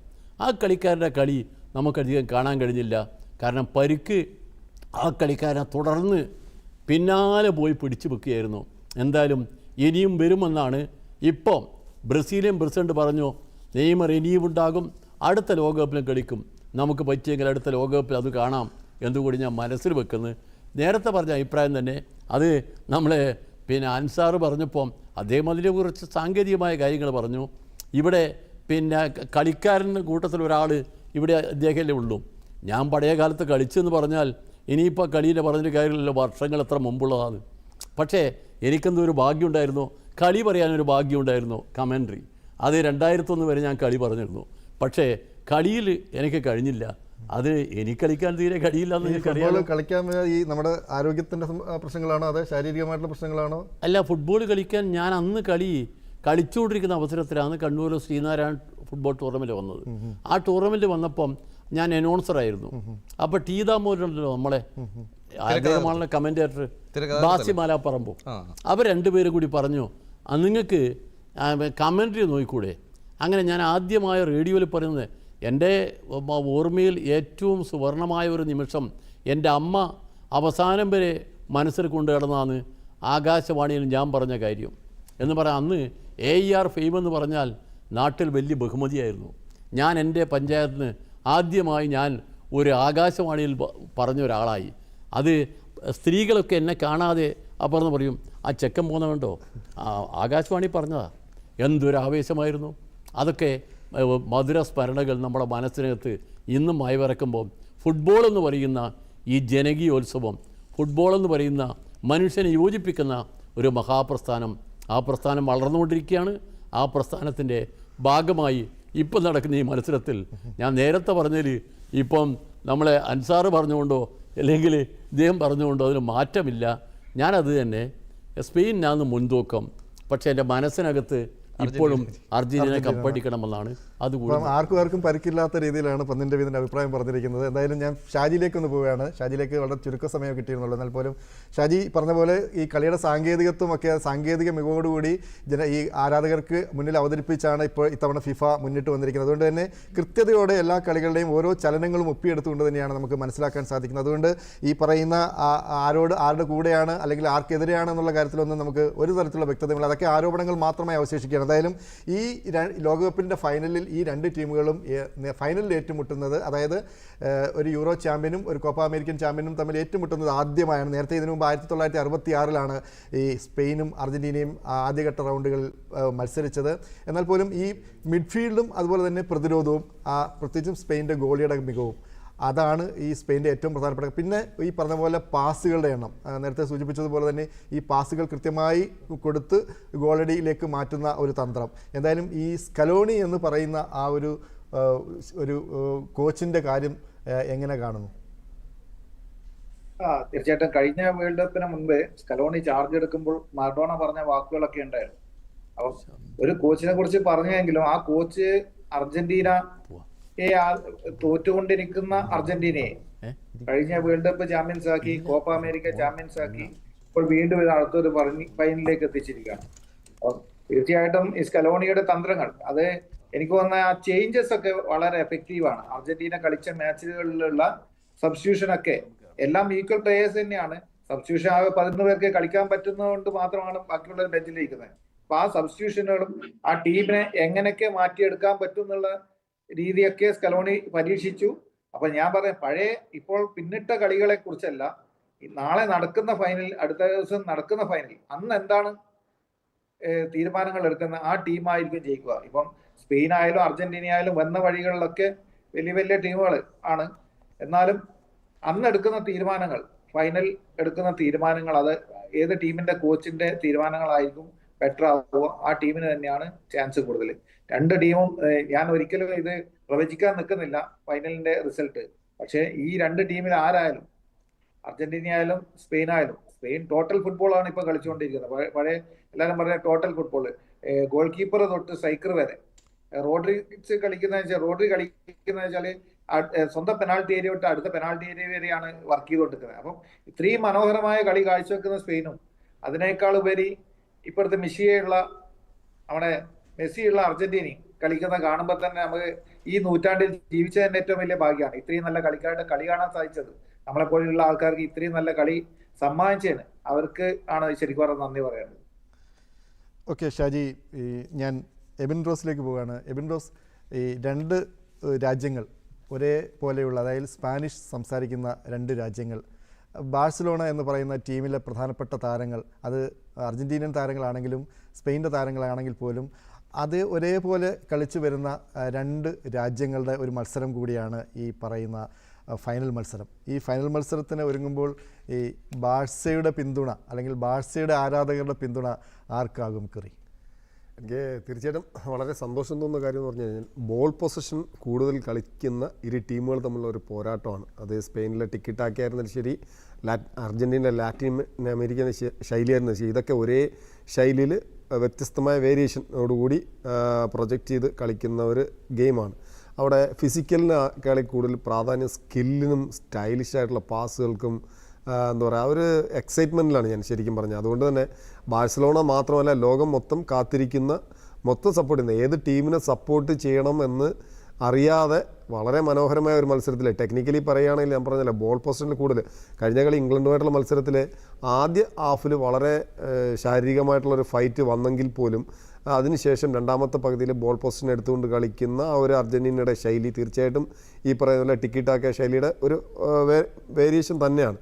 അവിടെ മറുവശത്ത് സ്പെയിനാണെങ്കിൽ അവർ സ്പാനിഷിൻ്റെ സ്റ്റൈൽ തന്നെ, ചെറിയ പാസുകളിലൂടെ മുന്നേറുന്ന അവരെ ശാരീരിക മികവിനേക്കാൾ ഉപരി സ്കില്ലുകൾ കാഴ്ചവെക്കുന്ന ഒരു പ്രത്യേകതരം ഫുട്ബോൾ. അത് ഡിഫറെൻറ്റ് ശൈലിയിൽ, വെർട്ടിക്കലായിരുന്നാലും ശരി, ഫോർവേഡ് ആയിരുന്നാലും ശരി, അങ്ങനെ ഡിഫറെൻറ്റ് ടൈപ്പിൽ പരീക്ഷിച്ചുകൊണ്ടുള്ള ഒരു നല്ലൊരു ഗ്രൂപ്പാണ്. അതായത് നേരത്തെ പറഞ്ഞതുപോലെ സ്പേസ്, അവർ ബോൾ നഷ്ടപ്പെട്ട് കഴിഞ്ഞാൽ സ്പേസ് അടച്ചുകൊണ്ട് ബോൾ 10-15 സെക്കൻഡ് വിൻ ചെയ്യുന്ന ആ ഒരു ശൈലി അർജൻറ്റീന ഭയക്കേണ്ടിയിരിക്കുന്നു. അവിടെ തന്നെയാണ് ഈ പറഞ്ഞ പോലെ ബാഴ്സലോണയുടെ ആരാധകർ മാത്രമല്ല, ലോകത്തിലെ സ്റ്റൈലിഷായിട്ട് ഫുട്ബോൾ കളിക്കുന്ന, ചെറിയ ചെറിയ പാസുകളിലൂടെ മുന്നേറുന്ന ഒരു ശൈലി ഇഷ്ടപ്പെടുന്ന ലോകം മൊത്തം ആർക്ക് സപ്പോർട്ട് ചെയ്യണം എന്നറിയാതെ വളരെ എന്താ പറയുക, വളരെ സങ്കടകരമായ ഒരു അവസ്ഥയിലാണ്. കാര്യം ഇരു ടീമുകളും ഒരേ ശൈലിയിൽ കളിക്കുന്നത്. എനിക്കൊന്ന് സ്പെയിനിൽ ഭൂരിഭാഗം ആൾക്കാരും ബാഴ്സയുടെ താരങ്ങളാണ്. റയൽ മാഡ്രിഡിൻ്റെ അവസാന നിമിഷമാണ് കോച്ച് ഒരാളെ അതിനകത്ത് ചേർത്തത്. ബാഴ്സലോണയുടെ പ്ലേയേഴ്സ് എന്ന് പറയുന്നത് നമ്മളെ ലമീൻ യമാൽ അടക്കമുള്ള കളിക്കാരൊക്കെ അറിയാമല്ലോ, ബാഴ്സലോണയുടെ താരങ്ങളാണ്. അതിനേക്കാൾ ഉപരി മെസ്സി ആയത് തന്നെ ബാഴ്സലോണയിൽ നിന്നാണ്. മെസ്സി ശരിക്കും കളി നിർത്തി മറ്റൊരു ടീമിലേക്ക് പോയപ്പോഴും പോലും അദ്ദേഹം മനസ്സുകൊണ്ടൊരു ബാഴ്സലോണ കളിക്കാരൻ തന്നെയാണ് ഇപ്പോഴും. അതുകൊണ്ട് തന്നെ സ്പെയിനിൽ അദ്ദേഹം താമസമാക്കാനും ഭാവി തന്നെ സ്പെയിനിലാണ് എന്നുള്ളത്. അതുകൊണ്ട് തന്നെ രണ്ടും രണ്ടായിട്ട് കാണാൻ കഴിയില്ല. അത് പക്ഷേ രണ്ടും ഒരേ ശൈലിയാണ്. പക്ഷേ കുറച്ചുകൂടെ ഞാൻ നേരത്തെ പറഞ്ഞ മറ്റൊരു മെസ്സിയാണ്, അതായത് ലമീൻ യമാൽ കുറച്ചുകൂടെ വേഗതയുള്ള മെസ്സിയായിട്ട് മാറിക്കൊണ്ടിരിക്കുന്നത്. എനിക്ക് തോന്നുന്നു വരുന്ന മത്സരങ്ങളിൽ, വരുന്ന കാലഘട്ടങ്ങളിൽ അദ്ദേഹം കുറച്ചുകൂടെ ഫാസ്റ്റായിട്ട് കളിക്കുന്ന, പഴയ മെസ്സി ഓർമ്മിക്കുന്ന ഒരു കളിക്കാരായിട്ട് മാറും. അതുകൊണ്ട് ഇവർ തമ്മിലുള്ള ഒരേ ശൈലിയിലുള്ള കളിക്കാരാണ്, ഒരേ ശൈലിയിലുള്ള ഫൈറ്റാണ്. ആരെ സപ്പോർട്ട് ചെയ്യണമെന്ന് അറിയാത്തൊരു ധർമ്മസങ്കടത്തിലാണെന്നാണ് എനിക്ക് തോന്നുന്നത്. കഴിഞ്ഞ ലോകകപ്പിലെ പോലെ തന്നെ ഇത്തവണയും മെസ്സി ആ ഒരു ചരിത്രം ആവർത്തിക്കുകയാണ്. ഗോൾ അടിച്ചും ഗോൾ അടിപ്പിച്ചും മെസ്സി മുന്നേറുകയാണ്. ഏതാണ്ട് 8 ഗോളുകളും 4 അസിസ്റ്റുകളുമായി ഗോൾഡൻ ബൂട്ടിലേക്ക് ഒരു പടി അകലെയാണ് മെസ്സി. അപ്പോൾ ഈ പറഞ്ഞ പോലെ തന്നെ ആ മെസ്സിയുടെ ഒരു വലിയ ഒരു പങ്കാളിത്തം, മെസ്സി നൽകുന്ന ഒരു പിന്തുണ സഹകളിക്കാർ ഏറ്റുവാങ്ങുമ്പോഴാണ് ഈ അവസാന നിമിഷങ്ങളിലൊക്കെ തോറ്റുപോകുമായിരുന്ന മത്സരങ്ങൾ പോലും ജയിച്ചു കയറുന്നത്. എന്തായാലും ഈ പറഞ്ഞ പോലെ മെസ്സി അവസാനം ഈ പറഞ്ഞ പോലെ ഈ ഭാഷയും മറ്റ് ഈ സ്പോർട്സ് ക്ലബ്ബുമായിട്ടുള്ള കാര്യങ്ങളൊക്കെ അവസാനിച്ചതിന് ശേഷം മെസ്സി എത്തിയിരിക്കുന്നത് അമേരിക്കയിലാണ്. അമേരിക്കയിലെ മിയാമിയിലാണ് എത്തിയിരിക്കുന്നത്. അപ്പോൾ ഈ മിയാമിയിൽ എത്തുമ്പോൾ ഈ 39 വയസ്സുള്ള ഒരു ആൾ അവിടെ അത്ര വലിയ പ്രശ്നങ്ങളൊന്നുമില്ലാതെ, എന്നാൽ അത്യാവശ്യം അധികം മത്സരങ്ങളിൽ ആധിക്യമില്ലാതെ മുന്നോട്ട് പോകാൻ കഴിയുന്ന ഒരു ടീമാണ്, ഒരു സ്ഥലമാണ് അമേരിക്ക. അപ്പോൾ അവിടെ എത്തിച്ചേർന്നത് ഈ മെസ്സിക്ക് ലോകകപ്പിലേക്ക് വലിയൊരു ഗുണം ചെയ്തിട്ടുണ്ടാകും. ശ്രീ അൻസാർ. തീർച്ചയായും അമേരിക്കയിൽ ഇപ്പോൾ മെസ്സി കഴിഞ്ഞ ഒരു 2-3 കൊല്ലമായിട്ട് അമേരിക്കയിൽ കളിക്കുന്നു, അമേരിക്കയിൽ ക്ലബ് ഫുട്ബോൾ കളിക്കുന്നു. അതിനോടൊപ്പം തന്നെ അർജൻറ്റീനയുടെ ടീമുമായിട്ട് അദ്ദേഹത്തിന് അഭേദ്യമായ ഒരു ആത്മബന്ധമുണ്ട്. അതാണ് നമ്മൾ ഏറ്റവും കൂടുതൽ മനസ്സിലാക്കേണ്ടത്. മെസ്സിയെ സംബന്ധിച്ചിടത്തോളം മെസ്സി ബാഴ്സലോണയിൽ കളിച്ചിരുന്നപ്പോഴും അമേരിക്കയിൽ MLS ടീമായിട്ടുള്ള ടീം മയാമിയിൽ കളിക്കുമ്പോഴും അതുപോലെ തന്നെ അർജൻറ്റീനയിൽ കളിക്കുമ്പോഴും മെസ്സിക്ക് കിട്ടുന്ന ഒരു പിന്തുണ, അത് സഹ കളിക്കാരിൽ നിന്ന്, സഹ ഡിഫൻഡേഴ്സിൽ നിന്ന്, മിഡ്ഫീൽഡേഴ്സിൽ നിന്ന്, മറ്റ് സ്ട്രൈക്കർമാരിൽ നിന്ന് കിട്ടുന്ന ഒരു പിന്തുണ വളരെ വലുതാണ്. അദ്ദേഹം ഒരു ടീം മാനായിട്ടാണ് അദ്ദേഹം എപ്പോഴും ഫുട്ബോൾ കളിക്കുന്നത്. അദ്ദേഹത്തിൻ്റേതായിട്ടുള്ള സ്പെഷ്യലായിട്ടുള്ള മാജിക്കൽ മൊമെൻറ്റ്സും മാജിക്കലായിട്ടുള്ള നീക്കങ്ങളും ഒക്കെ ഉണ്ടെങ്കിൽ പോലും അദ്ദേഹം കളിക്കുന്ന ടീമിന് വിജയങ്ങൾ കൊടുക്കുക എന്നുള്ളതിനപ്പുറത്തേക്ക് അദ്ദേഹത്തിന് വേറെ ഒരു ലക്ഷ്യവുമില്ല. 100% ഫുട്ബോളാണ് അദ്ദേഹത്തിൻ്റെ തലച്ചോറ് ചിന്തിക്കുന്നത്. ഫുട്ബോളിനപ്പുറത്തേക്ക് വേറൊന്നുമില്ല. പന്തിനെ പിന്തുടരുന്ന ഒരു തലച്ചോറ് തന്നെയാണ് മെസ്സി. ആ ഒരു തലച്ചോറിൻ്റെ വേഗം ഇന്ന് സത്യത്തിൽ ലോകത്തുള്ള മറ്റേതൊരു കളിക്കാരനേക്കാളും മികച്ചതാണെന്ന് പറയാതിരിക്കാൻ നിർവാഹമില്ല. ഇപ്പോൾ ക്രിസ്ത്യാനോ റൊണാൾഡോ ഉണ്ട് മറുവശത്ത് ഇതുപോലെ തന്നെ മെസ്സിയെ പോലെ തന്നെ ഏറ്റവും മികച്ച ഒരു കളിക്കാരൻ തന്നെയാണ്. അദ്ദേഹത്തിൻ്റെ സ്കില്ല്, അദ്ദേഹത്തിൻ്റെ 41 വയസ്സായി, 2 പേരും തമ്മിൽ 2 വയസ്സിൻ്റെ വ്യത്യാസമുണ്ട്. പക്ഷേ ക്രിസ്ത്യാനോ റൊണാൾഡോയെ സംബന്ധിച്ച് നമ്മൾ നോക്കുമ്പോൾ അദ്ദേഹത്തിൻ്റെ ശരീരത്തെ ഏത് രീതിയിൽ ഒരുക്കിയെടുക്കുന്നു, അദ്ദേഹത്തിൻ്റെ ചിന്താഗതികൾ, അതുപോലെ അദ്ദേഹത്തിൻ്റെ ശാരീരികമായിട്ട് അദ്ദേഹം ശരീരത്തിനെ സംരക്ഷിക്കാൻ കാണിക്കുന്ന നീക്കങ്ങളൊക്കെ അദ്ദേഹത്തെ ജനപ്രിയനാക്കുന്നുണ്ട്. അദ്ദേഹത്തിൻ്റെ അദ്ദേഹത്തിൻ്റെ ആ ഒരു നിലപാടുകൾ പലപ്പോഴും ക്രിസ്ത്യാനോ റൊണാൾഡോയെ കുറച്ചുകൂടി ലോക ശ്രദ്ധയിലേക്ക് ആകർഷിക്കുന്നുണ്ട്. മെസ്സി എപ്പോഴും ഫുട്ബോളിൽ മാത്രമാണ് മെസ്സി മുഴുകുന്നത്. ഫുട്ബോളാണ് മെസ്സിക്ക് ചിന്തകൾ. ഫുട്ബോളിനപ്പുറത്തേക്ക് മറ്റൊരു കാര്യത്തിനകത്ത് മെസ്സിക്ക് ഒരു ചിന്തയും ഇല്ല എന്ന് തന്നെ പറയാം. അത് കളിക്കളത്തിൽ നമ്മൾക്കത് പ്രകടമാണ്. തീർച്ചയായും നമ്മൾ നോക്കൂ, അർജൻറ്റീന ടീമിനെ സംബന്ധിച്ചിടത്തോളം അവരുടെ ആണിക്കല്ല്, അവസാനത്തെ ഒരു ആയുധം അല്ലെങ്കിൽ അവസാന പ്രതീക്ഷ എന്ന് പറയുന്നത് മെസ്സിയാണ്. അതേപോലെ തന്നെ അവരുടെ ആദ്യത്തെ പ്രതീക്ഷയും മെസ്സിയാണ്. ഇത് രണ്ടും ഒരാളാകാൻ കഴിയുക എന്നുള്ളതാണ് ലോകത്തിൽ ഒരു ടീമിനും പലപ്പോഴും ഇത് കഴിയാറില്ല. പണ്ട് മറഡോണ ഉണ്ടായിരുന്നപ്പോൾ അർജൻറ്റീനയ്ക്ക് ഇതേ അവസ്ഥയായിരുന്നു. അതുപോലെ തന്നെ പെലെ ഉണ്ടായിരുന്നപ്പോൾ ബ്രസീലിനും ഇതുപോലെ തന്നെയായിരുന്നു. അതായത് ടീമിൻ്റെ അടി മുതൽ മുട്ടി വരെ മെസ്സിയുടെ ഒരു സാന്നിധ്യം, മെസ്സിയുടെ ഒരു ഉണർവ്, മെസ്സി നൽകുന്ന ഒരു പ്രചോദനം വളരെ വലുതാണ്. അത് അദ്ദേഹത്തിനെ സംബന്ധിച്ചിടത്തോളം ഏറ്റവും മികച്ചതായിട്ട് ഉള്ള ഒരു അവസരമാണിത്. കാരണം തുടർച്ചയായി 2 ലോകകപ്പ് നേടുക എന്ന് പറയുന്നത് അത്ര എളുപ്പമുള്ള ഒരു കാര്യമല്ല. എളുപ്പമുള്ളതെന്നല്ല, നമ്മൾ പലപ്പോഴും ലോക ചാമ്പ്യന്മാരെയൊക്കെ ലോകകപ്പിൽ കാണുന്നത് നോക്കൂ, അവർ ലോകകപ്പിലേ ചിലപ്പോൾ കാണത്തില്ല. യോഗ്യത നേടാൻ കഴിയാത്ത മുൻ ചാമ്പ്യന്മാരുണ്ട്.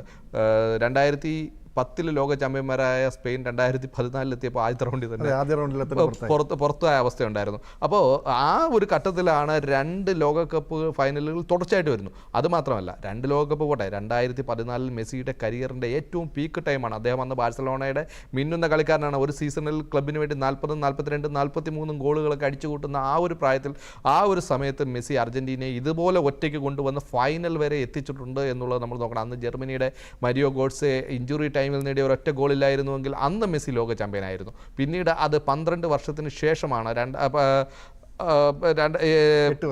8 വർഷത്തിന് ശേഷമാണ് അദ്ദേഹത്തിന് പിന്നീട് അതൊരു കിരീട ധാരണത്തിലേക്ക് എത്താൻ കഴിഞ്ഞത്. 2022 മെസ്സി ഫൈനലിൽ ഇറങ്ങുമ്പോൾ ലോകം മുഴുവൻ ആഗ്രഹിച്ചിരുന്നു ഈ മെസ്സി ഒരു കിരീടത്തിൽ ചുംബിച്ചിരുന്നെങ്കിൽ എന്ന്. കാരണം ആ ഒരു ലോകകപ്പ് പൂർണ്ണമാകുന്നത് മെസ്സിയുടെ ചുംബനത്തോടെയേ ആകൂ എന്ന് കാവ്യഭാവനയിൽ കരുതിയിരുന്ന എത്രയോ പേരുണ്ട്. കാരണം അത്രയ്ക്ക് മികച്ച, ലോകത്തിലെ ഏറ്റവും മികച്ച കളിക്കാരൻ, ആ കാലഘട്ടത്തിൻ്റെ ഏറ്റവും മികച്ച കളിക്കാരൻ, അദ്ദേഹത്തിന് ലോകകപ്പ് നേടാൻ കഴിയുക എന്നുള്ളത് ലോകം മൊത്തം കൊതിച്ചിരുന്നു. അത് അദ്ദേഹം നേടിക്കഴിഞ്ഞു.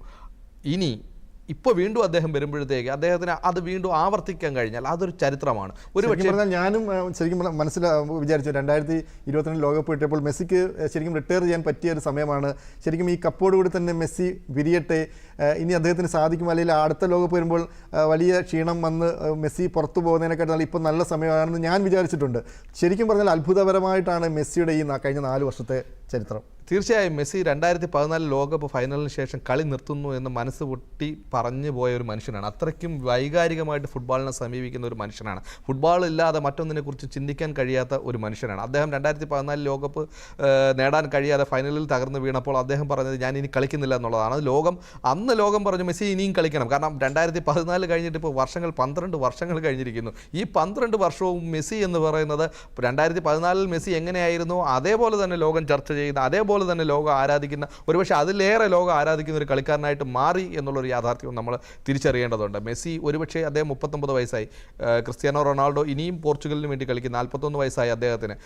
അടുത്ത ലോകകപ്പ് വരുമ്പോൾ മെസ്സിക്ക് 43 വയസ്സാവും. 43 വയസ്സിലെ മെസ്സി, എനിക്ക് ഈ ഒരു സിനിമ ഡയലോഗാണ് ഓർമ്മ വരുന്നത്. സച്ചിൻ ടെണ്ടുൽക്കർ അദ്ദേഹത്തിൻ്റെ 70-ാം വയസ്സിൽ കളിക്കുന്ന ഒരു ഷോട്ട് നിങ്ങൾക്കൊന്നും നിങ്ങളുടെ 25-ാം വയസ്സിൽ പോലും കളിക്കാൻ പറ്റില്ല എന്ന് പറയുന്നത് പോലെ മെസ്സി അദ്ദേഹത്തിൻ്റെ 43-ാമത്തെ വയസ്സിൽ കളിക്കുന്ന, പരിക്കുകളൊന്നും ഉണ്ടാകാതിരിക്കുകയാണെങ്കിൽ 43-ാമത്തെ വയസ്സിൽ മെസ്സി കളിക്കുന്ന ഫുട്ബോളും അന്നത്തെ 25-കാർക്കൊന്നും കളിക്കാൻ പറ്റില്ല. പറഞ്ഞതുപോലെ തന്നെ ഞാൻ മെസ്സിയോടെയാണ് ഉപമിച്ചത്. മെസ്സി 39-ാം വയസ്സിൽ കളിക്കുന്നത്, പിന്നെ എനിക്കെന്താണ് കുഴപ്പമെന്നാണ് കെയ്ൻ ഇന്നലെ മാധ്യമപ്രവർത്തകരോട് ചോദിച്ചത്. എന്തായാലും ഞാൻ അങ്ങയിലേക്ക് തിരിച്ചു വരാം. ശ്രീ വി പി ഷാജി, 3 കാര്യങ്ങളാണ് എനിക്ക് പറയാനുള്ളത്. ഒന്ന്, മെസ്സി വേഴ്സസ് ലപ്പോർട്ടോ ഏറ്റവും പ്രധാനപ്പെട്ട കാര്യമാണ്. അതുപോലെ തന്നെ റോഡ്രിയും എൻസോ ഫെർണാണ്ടസും തമ്മിലുള്ള പോരാട്ടം, ഒപ്പം യമാലും നിക്കോളാസ് ടാഗ്ലിഫിക്കോയും തമ്മിലുള്ള മത്സരം. ഇവരെ ആ ഒരു കോമ്പിനേഷൻ, ഈ 2 എതിർ അംഗങ്ങൾ തമ്മിൽ ഉള്ള പോരാട്ടമായിരിക്കും മിക്കവാറും കാണാൻ സാധിക്കുക. ഇതെങ്ങനെ വിലയിരുത്തുന്നു? എനിക്ക് തോന്നുന്നു അങ്ങനെ പ്രത്യേകിച്ച് ഇപ്പം 1-to-1 ക്ലാഷ് വരാൻ സാധ്യതയില്ല. എനിക്ക് തോന്നുന്നത് വെച്ചാല് ടോട്ടൽ ഗെയിമിലാണ് സ്പെയിൻ കളിക്കുന്നത്. ടോട്ടൽ ഫുട്ബോളാണ് അവരെ കളിക്കുന്ന. സെക്കൻഡ് ബോൾ എല്ലാം വിൻ ചെയ്തുകൊണ്ടാണ് സ്പെയിൻ കളിച്ചുകൊണ്ടിരിക്കുന്നത്. അത് തന്നെയാണ് അവരുടെ ശക്തി. ഒരു ബോള് അവിടെ കളഞ്ഞു കഴിഞ്ഞാൽ അഥവാ മിസ്സായി കഴിഞ്ഞാൽ ആ ബോള് തിരിച്ച് എങ്ങനെ റീകലക്ട് ചെയ്യാന്നുള്ള ചിന്തയിൽ മാത്രമാണ് അവർ കളിച്ചുകൊണ്ട്. അത് രണ്ടാമത് റീകലക്ട് ചെയ്യുകയും ചെയ്യുന്നുണ്ട്. ഇതേപോലെ തന്നെയായിരുന്നു ഇന്നലെ കഴിഞ്ഞ ഇംഗ്ലണ്ടുമായിട്ടുള്ള മാച്ചിൽ അർജന്റീന ആദ്യം കളിച്ചത്. അങ്ങനെയാണ് അവരെ ഇംഗ്ലണ്ടിനെ ഡോമിനേറ്റ് ചെയ്യാൻ വിടാതെ വളരെ ടഫായിട്ടാണ് കളിച്ചത്. അതിനകത്ത് ചിലപ്പോൾ ഫൗള് വരാം. അതുപോലെ കളിയുടെ ഓരോ ദിവസത്തെ കളി ഓരോ ശൈലിയാണ് സ്കലോണി കാണിച്ചുകൊണ്ടിരിക്കുന്നത്. ഈ വന്ന കളികളൊക്കെ നോക്കിയാൽ മതി. ഈ മറ്റേ നോക്കൌട്ട് റൗണ്ടിലുള്ള ഈജിപ്റ്റായിട്ടുള്ള കളിയായാലും സ്വിറ്റ്സർലാൻഡായിട്ടുള്ള കളിയായാലും ഇംഗ്ലണ്ടുമായിട്ടുള്ള വ്യത്യസ്ത രീതിയിലാണ് അർജന്റീന കളിച്ചത്. അപ്പം എന്തെങ്കിലും കണ്ടുവച്ച് കാണും സ്കലോണി. അർജന്റീനക്കൊരു വീണ്ടും ഒരു ട്രോഫി കിട്ടാനുള്ള ഒരു കളിയായിരിക്കാം. പക്ഷെ പ്രവചനാതീതം തന്നെ ആയിരുന്നു ഈ ഫൈനൽ.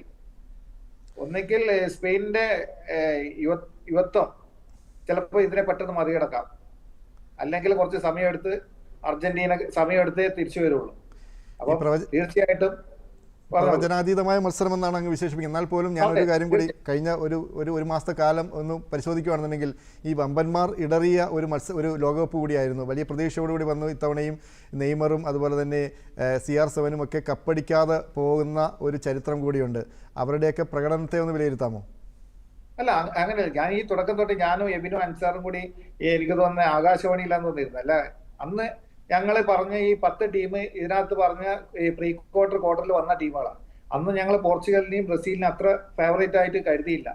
അതിന് മുമ്പിലായിരുന്നു അർജന്റീന. ഞങ്ങൾ ആദ്യമേ പറഞ്ഞത് ഫ്രാൻസും സ്പെയിനും മൊറോക്കോ ഇംഗ്ലണ്ടും ഒക്കെ ആയിരുന്നു. അപ്പൊ ഈ ടീമുകൾ തന്നെയാണ് ക്വാളിഫൈ ചെയ്ത് വന്നത്. അതുകൊണ്ടാണ് ഞാൻ ഇവര് ഉള്ളത് കൊണ്ട് അന്നത്തെ കാര്യം പറഞ്ഞതല്ല. അപ്പൊ തീർച്ചയായിട്ടും ഇതിനകത്ത് എനിക്ക് തോന്നുന്ന ലോകത്തിൽ ഏറ്റവും പ്രീമിയർ ലീഗ് നടക്കുന്ന 3 രാജ്യങ്ങൾ, ഇംഗ്ലണ്ട് ആയാലും ഫ്രാൻസ് ആയാലും സ്പെയിൻ ആയാലും, ആ 3 ടീമും സെമിയിൽ വന്നു. അതിനോടനുസരിച്ച് ലാറ്റിൻ അമേരിക്കയിലെ ഏറ്റവും നല്ല ശക്തിയായ അർജന്റീനയും കൂടി സെമിയിലെത്തി. അത് 2 ലാറ്റിൻ അമേരിക്ക. നമ്മൾ ഈ കളി കുറച്ച് നേരത്തെ കാണാൻ പറ്റുമായിരുന്നു. ഈ ഫൈനലിസിമ കണ്ടിട്ടുണ്ടെങ്കിൽ നമുക്ക് സ്പെയിനും അർജന്റീനയും തമ്മിലുള്ള ഒരു കളി മിസ്സായി. ഖത്തറിലെ ആ ഒരു യുദ്ധം കാരണമായിരുന്നു. അല്ലെങ്കിൽ നമുക്ക് ഇതിന്റെ ഒരു എന്താണ് റിഹേഴ്സൽ മാച്ചായിട്ട് ഏറ്റവും രസകരമായ കാര്യം, ഈ ലോകകപ്പ് തുടങ്ങുന്നതിന് മുമ്പ് ഒന്നാം നമ്പർ അർജന്റീനയായിരുന്നു. അതിനുശേഷം നമ്പർ മാറി ഇപ്പോൾ വീണ്ടും തിരിച്ച് 1-ാം നമ്പറിലേക്ക് അർജന്റീന എത്തിയിരിക്കുന്നത്. അങ്ങനെ ഈ 1-ാം നമ്പറിൽ തന്നെ ഒരു മത്സരമായിരുന്നു ഈ 4 ടീമുകൾ തമ്മിൽ. അത് തീർച്ചയായിട്ടും. അതുകൊണ്ട് ഈ ഏറ്റവും ഫേവറേറ്റുകളെ ഏറ്റവും നല്ല 4 ടീം തന്നെയാണ് സെമിയിൽ വന്നത്. അതില് ഏറ്റവും അന്ന് ആ ദിവസത്തെ കളിയിൽ അനുസരിച്ചിരിക്കും. അതാണ് ഞാൻ പറഞ്ഞ, പ്രവചിക്കാൻ ഒരിക്കലും ഞാൻ തയ്യാറല്ല. നമുക്ക് നല്ല ആസ്വദിച്ച് കാണാം. 2 ടീമും ഫേവറേറ്റുകളാണ്, ഇഷ്ടമുള്ള ടീമുകളാണ്. അപ്പൊ ആസ്വദിച്ച് നല്ല ടെൻഷൻ ഫ്രീ ആയിട്ട് കാണാം. തീർച്ചയായിട്ടും അത് അങ്ങ് പറഞ്ഞതുപോലെ തന്നെ ആ വാദത്തോട് ഞാനും യോജിക്കണം. വളരെ ശാന്തമായ ഒരു മത്സരം, പ്രത്യേകിച്ചും ഇംഗ്ലണ്ട് അർജന്റീന എന്നൊക്കെ പറഞ്ഞാൽ മാധ്യമങ്ങൾ ഉൾപ്പെടെയുള്ള കെട്ടിഘോഷിക്കപ്പെടുന്ന അല്ലെങ്കിൽ ഈ പറയുന്ന ആരാധകർ വലിയ രീതിയിൽ കാണുന്ന മത്സരം, അങ്ങനെയൊന്നും ഈ അർജന്റീന സ്പെയിൻ മത്സരത്തെ ആരും കാണുന്നില്ല. വളരെ ശാന്തമായ മനോഹരമായ മുഹൂർത്തങ്ങൾ സമ്മാനിക്കുന്ന ഒരു വലിയൊരു മത്സരമായിട്ട് തന്നെയാണ് ഈ വരുന്ന ഞായറാഴ്ച കാണാൻ സാധിക്കുന്നത്. ശ്രീ എബിൻ റോസ്, ഞാനൊരു കാര്യം കൂടി പറയട്ടെ. ഏറ്റവും കൗമാരതാരവും സ്പെയിൻ്റെ കൗമാരതാരവും അതുപോലെ തന്നെ അർജന്റീനയുടെ ഇതിഹാസ താരവും തമ്മിൽ ഏറ്റുമുട്ടുന്ന ഒരു മത്സരം കൂടിയാണ്. ചെറിയ പ്രായത്തിൽ തന്നെ മെസ്സി ഈ യമാലിനെ കുളിപ്പിക്കുന്ന ഫോട്ടോകളൊക്കെ ഇപ്പം വന്നു കഴിഞ്ഞിരിക്കുകയാണ്. ഇപ്പോൾ യമാലിന് ഒരു ആശങ്കയെന്ന് പറഞ്ഞാൽ അദ്ദേഹത്തിൻ്റെ ഒരു ചെറിയ പരുക്കുകൾ ഈ പറയുന്നുണ്ട്. അത്തരം തിരിച്ചടികളൊക്കെ പറഞ്ഞ പോലെ സ്പെയിനിനെ എന്തെങ്കിലും ബാധിക്കുമോ? തീർച്ചയായിട്ടും ഇല്ല. യമാലിന് പരിക്ക് പറ്റുകയാണെങ്കിൽ തീർച്ചയായിട്ടും അത് സ്പെയിനെ ബാധിക്കാനുള്ള സാധ്യതയുണ്ട്. പക്ഷേ ഞാനൊരു ഐഡിയ, അതിൽ ഒരു ഇമാജിനേഷൻ പറയാം. അതായത് ഒരു കിരീടധാരണം. അതായത് നമുക്ക് വേറെ ജനറേഷൻ അറിയാം. പെലെയുടെ ജനറേഷൻ കഴിഞ്ഞതിന് ശേഷം മറഡോണയുടെ ഒരു ഇത് വന്നു. കാലഘട്ടത്തിൻ്റെ താരങ്ങളാണ് ഞാൻ പറയുന്നത്. അതിനുശേഷം മെസ്സി റൊണാൾഡോ വന്നു. ആ മെസ്സി റൊണാൾഡോയിൽ നിന്ന് ലെമിൻ യമാൽ, ഹാളണ്ട്, എംബാപ്പെ, അങ്ങനെ ഒരു തലമുറയിലേക്ക് ഒരു തലമുറ കൈമാറ്റം പോലെ ഈ ഒരു മത്സരത്തിൽ ലെമിൻ യമാൽ വിൻ ചെയ്യുകയാണെങ്കിൽ തീർച്ചയായിട്ടും മെസ്സിയിൽ നിന്നും നെക്സ്റ്റ് ജനറേഷനിലോട്ട് ഒരു കിരീടധാരണം മാറ്റുന്ന ഒരു ഇതായിട്ട് ഞാൻ സങ്കല്പിക്കുകയാണ്. തീർച്ചയായിട്ടും സ്പെയിന് ജയിച്ച് അങ്ങനെ വരികയാണെങ്കിൽ ആ ഒരു പുതിയ ജനറേഷന് ഒരു എനർജി ആയിരിക്കും. കാര്യം റൊണാൾഡോയും മെസ്സി എന്താണോ നമ്മൾ കണ്ടു കഴിഞ്ഞു. ഇനി നെക്സ്റ്റ് കാണുന്നത് ഹാളണ്ടാണോ, എംബാപ്പെ ആണോ, ലെമിൻ യമാലാണോ, ജൂഡ് ബെല്ലിംഗാം ആണോ, അങ്ങനെ ഒരു ഗ്രൂപ്പിൻ്റെ ഫൈറ്റാണ് കാണാൻ പോകുന്നത്. അതൊരു നല്ലൊരു ഫുട്ബോളിൻ്റെ ഉണർവിനും കൂടുതൽ പാർട്ടിസിപ്പേഷനും കൂടുതൽ താരാരാധനയ്ക്കും വഴി തുറക്കുന്ന ഒരു ഫൈനലായിട്ട് മാറുമോ എന്നുള്ളത്. അതായത് ഞാൻ ഉദ്ദേശിക്കുന്നത് ഇത്രയേ ഉള്ളൂ. മെസ്സിയിൽ നിന്നും ലെമിൻ യമാൽ എന്നുള്ള നെക്സ്റ്റ് ജനറേഷനിലേക്ക് കിരീടം കൈമാറുന്ന ഒരു രംഗമാണ് എനിക്ക് ഫീൽ ചെയ്യുന്നത്. ഈ ദീപശിഖ കൈമാറുന്ന അടുത്ത തവണ കുഴപ്പമുണ്ടോ? അതെ, ഒരു കാര്യം കൂടിയുണ്ട്. തോൽവി അറിയാതെ 37 മത്സരങ്ങളാണ് സ്പെയിൻ പൂർത്തിയാക്കിയിരിക്കുന്നത്. 2024 മാർച്ചിൽ കൊളംബിയക്കെതിരെ പരാജയപ്പെട്ടതിന് ശേഷം സ്പെയിൻ തോറ്റിട്ടേ ഇല്ല. അപ്പം വളരെ ശാന്തമായിട്ടാണ് അവരുടെ വരവ്. പക്ഷേ ഫൈനലെത്തിയിരിക്കുന്നു. ഫൈനലിൽ ഏറ്റവും മികച്ച ഒരു ടീമുമായി ഏറ്റുമുട്ടുന്നു. ഒപ്പം തുടർച്ചയായ 2ാം ഫൈനലിലാണ് അർജന്റീന എത്തിയിരിക്കുന്നത്. 6ാം ലോകകപ്പിൽ 8 ഗോളും 4 അസിസ്റ്റുമായി മെസ്സി ഗോൾഡൻ ബൂട്ടിന് അരികെയാണ്. ചരിത്രത്തിൻ്റെ അർജന്റീന ടീമിൻ്റെ 7ാം ഫൈനൽ കൂടിയാണ്. നേരത്തെ 1930-ലും 78-ലും അതുപോലെ തന്നെ 86-ലും 90-ലും 2014-ലും 2022-ലും ഇപ്പോൾ 2026-ലും ഫൈനലെത്തി കഴിഞ്ഞിരിക്കുകയാണ്. അതിൽ 78-ലും 86-ലും 2022 ചാമ്പ്യന്മാരായി. 86 നമുക്കറിയാം ഇംഗ്ലണ്ടുമായിട്ടുള്ള ലോകകപ്പിൻ്റെ ആ മത്സരത്തിൻ്റെ 40-ാം വർഷമായിരുന്നു. അന്ന് ദൈവത്തിൻ്റെ സ്വന്തം കൈയും അതുപോലെ തന്നെ നൂറ്റാണ്ടിൻ്റെ ഏറ്റവും മികച്ച ഗോളും എന്നൊക്കെ വിശേഷിപ്പിക്കപ്പെടാവുന്ന മറഡോണയുടെ ഗോളിൻ്റെ ആ മത്സരത്തിൻ്റെ 40-ാം വർഷത്തിൽ ഇംഗ്ലണ്ടിനെ തറപറ്റിച്ച് തന്നെയാണ് അർജന്റീന ഇത്തവണ ഫൈനലെത്തിയിരിക്കുന്നത്. അങ്ങനെ ഏറെയുള്ള അല്ലെങ്കിൽ സമാനതകളില്ലാത്ത മത്സരങ്ങളുടെ ഒരു മനോഹാരിത കൊണ്ട് ഏറെ പ്രത്യേകം ശ്രദ്ധിക്കപ്പെട്ട ഒരു ലോകകപ്പ് കൂടിയായിരുന്നു ഒന്ന്. ഒപ്പം ഇതിനകത്ത് ചില രാഷ്ട്രീയങ്ങൾ കൂടി കടന്നു വന്നിട്ടുണ്ട്. എനിക്ക് തോന്നുന്നു അത് രാഷ്ട്രീയ സ്പോർട്സ് ലേഖകൻ എന്നുള്ള രീതിയിൽ അദ്ദേഹത്തിനോട് പറയാൻ സാധിക്കും. ഈ ഫോക്ലാൻഡ് ദ്വീപിൻ്റെ ഒരു വിഷയത്തിൽ ഈ പരാതികൾ അർജന്റീൻ ടീമിനെതിരെ വന്നിട്ടുണ്ട്. അത് എന്തെങ്കിലും തരത്തിലുള്ള നടപടികൾ ഉണ്ടാവാൻ സാധ്യതയുണ്ടോ? തീർച്ചയായും കളിക്കളങ്ങൾ പൊളിറ്റിക്കലായിട്ടുള്ള സ്റ്റേറ്റ്മെൻറ്റുകൾക്ക് ഉപയോഗിക്കാൻ പാടില്ല എന്നുള്ളത് ഫിഫ നേരത്തെ എടുത്തിട്ടുള്ള നിയമമാണ്. പക്ഷേ നമ്മൾ അർജന്റീനയും ഇംഗ്ലണ്ടും തമ്മിലുള്ള മത്സരത്തിന് മുമ്പ് തന്നെ നമ്മൾ പറഞ്ഞിരുന്നു അത് ഫാക്ലാൻഡ് ദ്വീപുകളുടെ പേരിലുള്ള ഒരു വിഷയം പണ്ട് കത്തിയിട്ടുണ്ട്. 1982 അവിടെ ഒരു യുദ്ധമുണ്ടായി, 900 പേർ മരിച്ചതാണ്. അർജന്റീനയ്ക്ക് 300 കിലോമീറ്റർ അരികെ കിടക്കുന്ന ഒരു കൊച്ചു ദ്വീപാണ്. 10,500 പേര് മാത്രം താമസിക്കുന്ന മാൽവിനാസ് എന്ന് അർജന്റീന വിളിക്കുന്ന, ഫാക്ലാൻഡ് എന്ന് ഇംഗ്ലണ്ട് വിളിക്കുന്ന ഒരു ദ്വീപ് സമൂഹത്തിൻ്റെ അവകാശ തർക്കമാണ് ഈ രണ്ട് രാജ്യങ്ങളും തമ്മിൽ ഉണ്ടാകുന്നത്. ശരിക്കും ഈ ഫാക്ലാൻഡ് തർക്കം തുടങ്ങിയിട്ട് 190 വർഷത്തിൽ കൂടുതലായി എന്നുള്ളതാണ് യാഥാർത്ഥ്യം. പക്ഷേ ഈ 1966 ലോകകപ്പിൽ ഇംഗ്ലണ്ടിൽ വെച്ച് നടന്ന ലോകകപ്പ് തൊട്ടാണ് ശരിക്കും അർജന്റീന ഇംഗ്ലണ്ട് ലോകകപ്പ് മത്സരങ്ങൾ ഒരു തർക്കത്തിലേക്കും അടിയിലേക്കൊക്കെ പോകുന്നത്. അതിന് കാരണം കഴിഞ്ഞ ദിവസം അന്തരിച്ച അന്റോണിയോ റാറ്റിൻ എന്ന് പറയുന്ന കളിക്കാരൻ. അദ്ദേഹം അവരുടെ ക്യാപ്റ്റനായിരുന്നു അർജന്റീനയുടെ. അദ്ദേഹത്തിനെ അന്ന് റഫറി ഫൗള് കാണിച്ചതിന് പുറത്താക്കി. പക്ഷേ റഫറി അന്ന് കാർഡ് കാണിക്കുന്ന പരിപാടിയില്ല. റഫറി പറയും ഔട്ടെന്ന് പറയും, അല്ലെങ്കിൽ പുറത്തു പോകാൻ പറയും. പക്ഷേ ഈ അന്ന് ഇവർക്ക് ഭാഷ ഒരു പ്രശ്നമായി. ഇംഗ്ലീഷ് മാത്രം അറിയത്തില്ലാത്തതുകൊണ്ട് റഫറി പറഞ്ഞത് മനസ്സിലായില്ല. പക്ഷേ റഫറി അത് പുറത്താക്കാൻ ശ്രമിച്ചപ്പോഴേക്കും അതൊരു അടിയായി. അന്ന് വിക്ടോറിയ രാജ്ഞിക്ക് വേണ്ടി വിരിച്ചിരുന്ന ചുവപ്പ് പരവതാനിയിൽ റാറ്റിൻ കുത്തിയിരുന്നു, കോർണർ ഫ്ലാഗ് അടിച്ചൊടിച്ചു. അങ്ങനെയുള്ള ഒരു വലിയൊരു സംഘർഷത്തിൻ്റെ ഒരു ചരിത്രമുണ്ട്. അതിനുശേഷമാണ് അവർ വേൾഡ് കപ്പിൽ 86 മത്സരിക്കാൻ വരുന്നത്. പക്ഷേ അതിനു മുമ്പ് ഫാക്ലാൻഡ് യുദ്ധം നടന്നു. അന്ന് അർജന്റീന ആ യുദ്ധത്തിൽ പരാജയപ്പെട്ടു. പക്ഷേ ഫാക്ലാൻഡ് യുദ്ധത്തിൻ്റെ ബാക്കി 1986 മെക്സിക്കോയിലെ ആസ്ടെക് സ്റ്റേഡിയത്തിൽ നടന്നു. അന്ന് മെസ്സി ഹാൻഡ് ഓഫ് ഗോഡ്, ദൈവത്തിൻ്റെ കൈ കൊണ്ട് നേടിയ ഗോൾ നേടി. ഒരുപക്ഷെ അന്ന് മറഡോണ ആ ഒരു ഗോള് അന്ന് ഒരുപക്ഷെ ഇംഗ്ലണ്ടിനെതിരെ ആയിരുന്നില്ല എങ്കിൽ ഒരുപക്ഷെ മറഡോണയിലെ യഥാർത്ഥ കളിക്കാരൻ അത് കൈകൊണ്ട് നേടിയ ഗോൾ തന്നെയായിരുന്നു സംഭവിച്ചതിന്. പക്ഷേ ഇംഗ്ലണ്ടിനെതിരെ ആകുമ്പോൾ കൈകൊണ്ടായാലും എന്തുകൊണ്ടായാലും ഗോൾ നേടുക എന്നുള്ള രീതിയിലേക്ക് അർജന്റീനയുടെ കളിക്കാരുടെ ഒരു ചിന്താഗതിയുണ്ട്. ഈ ലോകകപ്പിന് മുമ്പ്, ഇതിനു മുമ്പുള്ള ലോകകപ്പിലും അർജന്റീന ഇംഗ്ലണ്ട് പോരാട്ടം വരുമ്പോഴൊക്കെ അത് സംഘർഷഭരിതമാകാറുണ്ട്. ഇപ്പോൾ അത്ലറ്റിക്കോ മാഡ്രിഡിൻ്റെ കോച്ചായിട്ടുള്ള ഡീഗോ സിമിയോണി എന്ന് പറയുന്ന അദ്ദേഹം കളിക്കാരനായിരുന്ന സമയത്ത് 98 അദ്ദേഹത്തെ ഡേവിഡ് ബെക്കാം ചവിട്ടി അതിന് ചുവപ്പ് കാർഡ് മേടിച്ചു. ഇതേ ഡേവിഡ് ബെക്കാം 2002 ഒരു പെനാൽറ്റിയിലൂടെ അർജന്റീനയെ തോൽപ്പിച്ചു. അപ്പോൾ അങ്ങനെയൊക്കെ ഇവർ തമ്മിലുള്ള മത്സരങ്ങൾ എപ്പോഴും ഭയങ്കര സംഘർഷമാണ്. അതുപോലെ തന്നെ പ്രധാനപ്പെട്ട മത്സരങ്ങളിൽ ഇംഗ്ലണ്ടിൻ്റെ മത്സരങ്ങളിൽ അർജന്റീനക്കാരായ റഫറിമാരെയോ അർജന്റീനയുടെ മത്സരങ്ങളിൽ ഇംഗ്ലണ്ടിൻ്റെ റഫറിമാരെയോ ഇപ്പോഴും നിയോഗിക്കാറില്ല എന്നുള്ളതും ഒരു യാഥാർത്ഥ്യമാണ്. കാരണം അതിൻ്റെയൊക്കെ ഒരു തുടർച്ച തന്നെയാണ് ഈ നമ്മുടെ അർജന്റീന കളിക്കാർ ഇംഗ്ലണ്ടിനെ തോൽപ്പിച്ചതിന് ശേഷം ഗ്രൗണ്ടിൽ നടന്നത്. ആ ഗ്രൗണ്ടിൽ ഒരു സംഭവം കൂടെ ഉണ്ടായി. നിരാശനായിരിക്കുന്ന ജൂഡ് ബെല്ലിംഗാമിൻ്റെ തൊട്ടടുത്താണ് അർജന്റീനയുടെ ആരാധകർ ആഘോഷ നൃത്തം സംഘടിപ്പിച്ചത്. പക്ഷേ അപ്പോൾ ഒരു അർജന്റീനയുടെ ഒരു കളിക്കാരൻ എന്തോ പറയുന്നതും അതിന് ജൂഡ് നേരെ ചെന്ന് അദ്ദേഹത്തെ അടിക്കുന്നതും കാണാമായിരുന്നു. അപ്പോൾ ഈ കളിക്കാർ തമ്മിൽ പോലും ഒരു വൈരാഗ്യമുള്ള, എനിക്കറിയാം, നമുക്കെല്ലാവർക്കും അറിയാം ഈ അർജന്റീനയുടെ കളിക്കാരൊക്കെ ലോകത്തുള്ള എല്ലാ ഇംഗ്ലീഷ് ക്ലബ്ബുകളിലായാലും സ്പാനിഷ് ക്ലബ്ബുകളിലായാലും ഇറ്റാലിയൻ ക്ലബ്ബുകളിലൊക്കെ കളിക്കുന്ന കളിക്കാരാണ് അർജന്റീനയുടെ കളിക്കാർ. ഇപ്പോൾ കളിക്കാർ എന്ന് പറയുന്ന ലോകകപ്പിൽ വരുന്ന കളിക്കാർ അവരുടെ രാജ്യത്തെ പ്രതിനിധാനം ചെയ്യുന്നതിനേക്കാൾ കൂടുതൽ മറ്റ് രാജ്യക്കാരുമായി ചേർന്ന് ക്ലബ്ബ് ഫുട്ബോൾ കളിക്കുന്നതാണ്. എങ്കിൽ പോലും അവിടെ ഇംഗ്ലണ്ടും അർജന്റീനയും തമ്മിലുള്ളൊരു മത്സരം വരുമ്പോൾ അവിടെ ദേശീയത വലിയൊരു പ്രശ്നമാകുന്നു. ഞങ്ങൾ മാൽവിനാസ് ദ്വീപിൻ്റെ യഥാർത്ഥ മക്കൾ അർജന്റീനക്കാരാണ്, അല്ലെങ്കിൽ അർജന്റീനയുടേതാണ് ആ ദ്വീപെന്ന് അർജന്റീനയുടെ കളിക്കാർ ഗ്രൗണ്ടിൽ ഒരു ബാനർ കൊണ്ടുവന്ന് കാണിക്കുന്ന രീതിയിലേക്കുള്ള ആ നിഷേധം പോകുന്നു. അർജന്റീന ഗവൺമെൻറ് അതിനെ അനുകൂലിക്കുന്നു. ഫിഫയ്ക്ക് ഇതിനകത്ത് സത്യത്തിൽ ഇടപെട്ടേ കഴിയുള്ളൂ. കാരണം നിയമം എല്ലാവർക്കും ഒരുപോലെയാണ്, നീതി പക്ഷേ പലപ്പോഴും പലർക്കും പലതാണെന്ന് നമ്മൾ ഈ ലോകകപ്പിൽ തന്നെ ട്രംപിൻ്റെ കാര്യത്തിൽ നേരത്തെ പന്നിൻ്റെ വേട്ടം പറയുന്ന പോലെ നമ്മൾ കണ്ടു. ട്രംപ് ഒരു വിളിച്ചു പറഞ്ഞാലോ കത്തെഴുതിയാലോ ഒക്കെ നിയമങ്ങൾ മറിക്കപ്പെടുന്നുണ്ടാകും. പക്ഷേ ഈ ഒരു വിഷയത്തിനകത്ത് അർജന്റീനയ്ക്കെതിരെ നടപടിയെടുക്കാൻ ഫിഫയ്ക്ക് നടപടി എടുത്തേ കഴിയൂ എന്നുള്ളതാണ്. കാരണം ഒരിക്കൽ പോലും ഒരു മത്സരവേദിയിലും ഒരു പൊളിറ്റിക്കലായിട്ടുള്ള പ്രൊട്ടസ്റ്റ് അനുവദിക്കില്ല എന്നുള്ളതാണ് പ്രത്യേകിച്ചും ഫിഫയുടെ നിലപാടുകൾ. അത് പന്നിൻ്റെ വീതൻ പറഞ്ഞതുപോലെ തന്നെ ധൈര്യമാർന്ന നിലപാടായിരുന്നു. ഫിഫയ്ക്ക് രാഷ്ട്രീയമില്ല, അല്ലെങ്കിൽ ഫുട്ബോളിന് രാഷ്ട്രീയമില്ല, മതമില്ല, വർണ്ണമില്ല, വർഗ്ഗമില്ല, അങ്ങനെ എല്ലാവരെയും ഒത്തൊരുമിച്ച് കൊണ്ടുപോകുന്ന ഒരു പ്രസ്ഥാനം കൂടിയാണ് ഫിഫയും അതുപോലെ തന്നെ ഫുട്ബോൾ മത്സരങ്ങളും. ശ്രീ വി പി ഷാജി, ആക്രമിക്കുക, പ്രതിരോധിക്കുക, പോരാടുക, ജയിക്കുക സ്കലോണിയുടെ തന്ത്രമെന്നാണ് വിശേഷിക്കപ്പെടുന്നത്.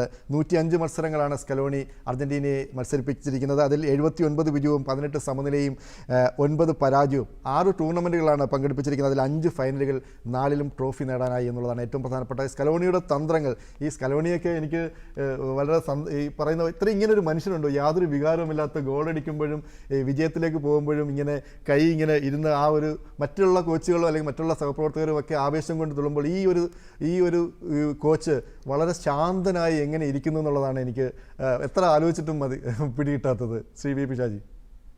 അല്ല, എനിക്ക് തോന്നുന്നത് സ്കലോണിയും മെസ്സിയെ പോലെ ആ ടീമുമായിട്ട് വളരെ അടുപ്പം പുലർത്തുന്നതാണ്. കോച്ച് എന്ന രീതിയിലല്ല എനിക്ക് തോന്നുന്നത്, ഒരു മൂത്ത ചേട്ടനെ പോലെയാണ്. എനിക്ക് തോന്നുന്നത് മെസ്സിയുടെ സീനിയറായിട്ട് കളിച്ച ഒരു താരമാണ് സ്കലോണി.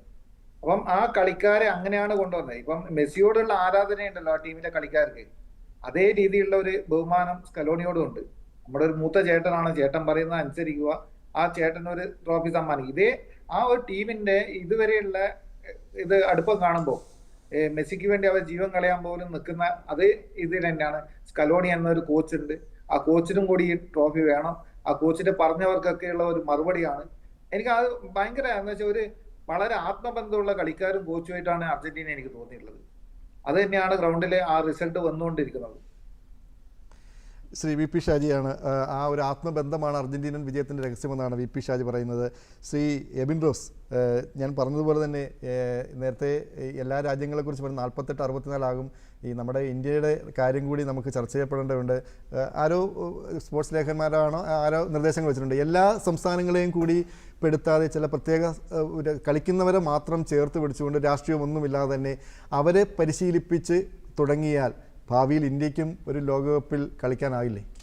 ഇല്ല, ഒരിക്കലും ഇല്ല. കാരണം നമ്മൾ ഓവർസീസ് പ്ലേയേഴ്സിനെ കൊണ്ടുവന്ന് മാത്രമേ ഈ സാഹചര്യത്തിൽ, അതായത് നമ്മുടെ എഡ്യൂക്കേഷൻ സിസ്റ്റം വളർത്തിയെടുക്കുന്നത് വെറും ബ്രോയിലർ ചിക്കൻസുകളാണ്.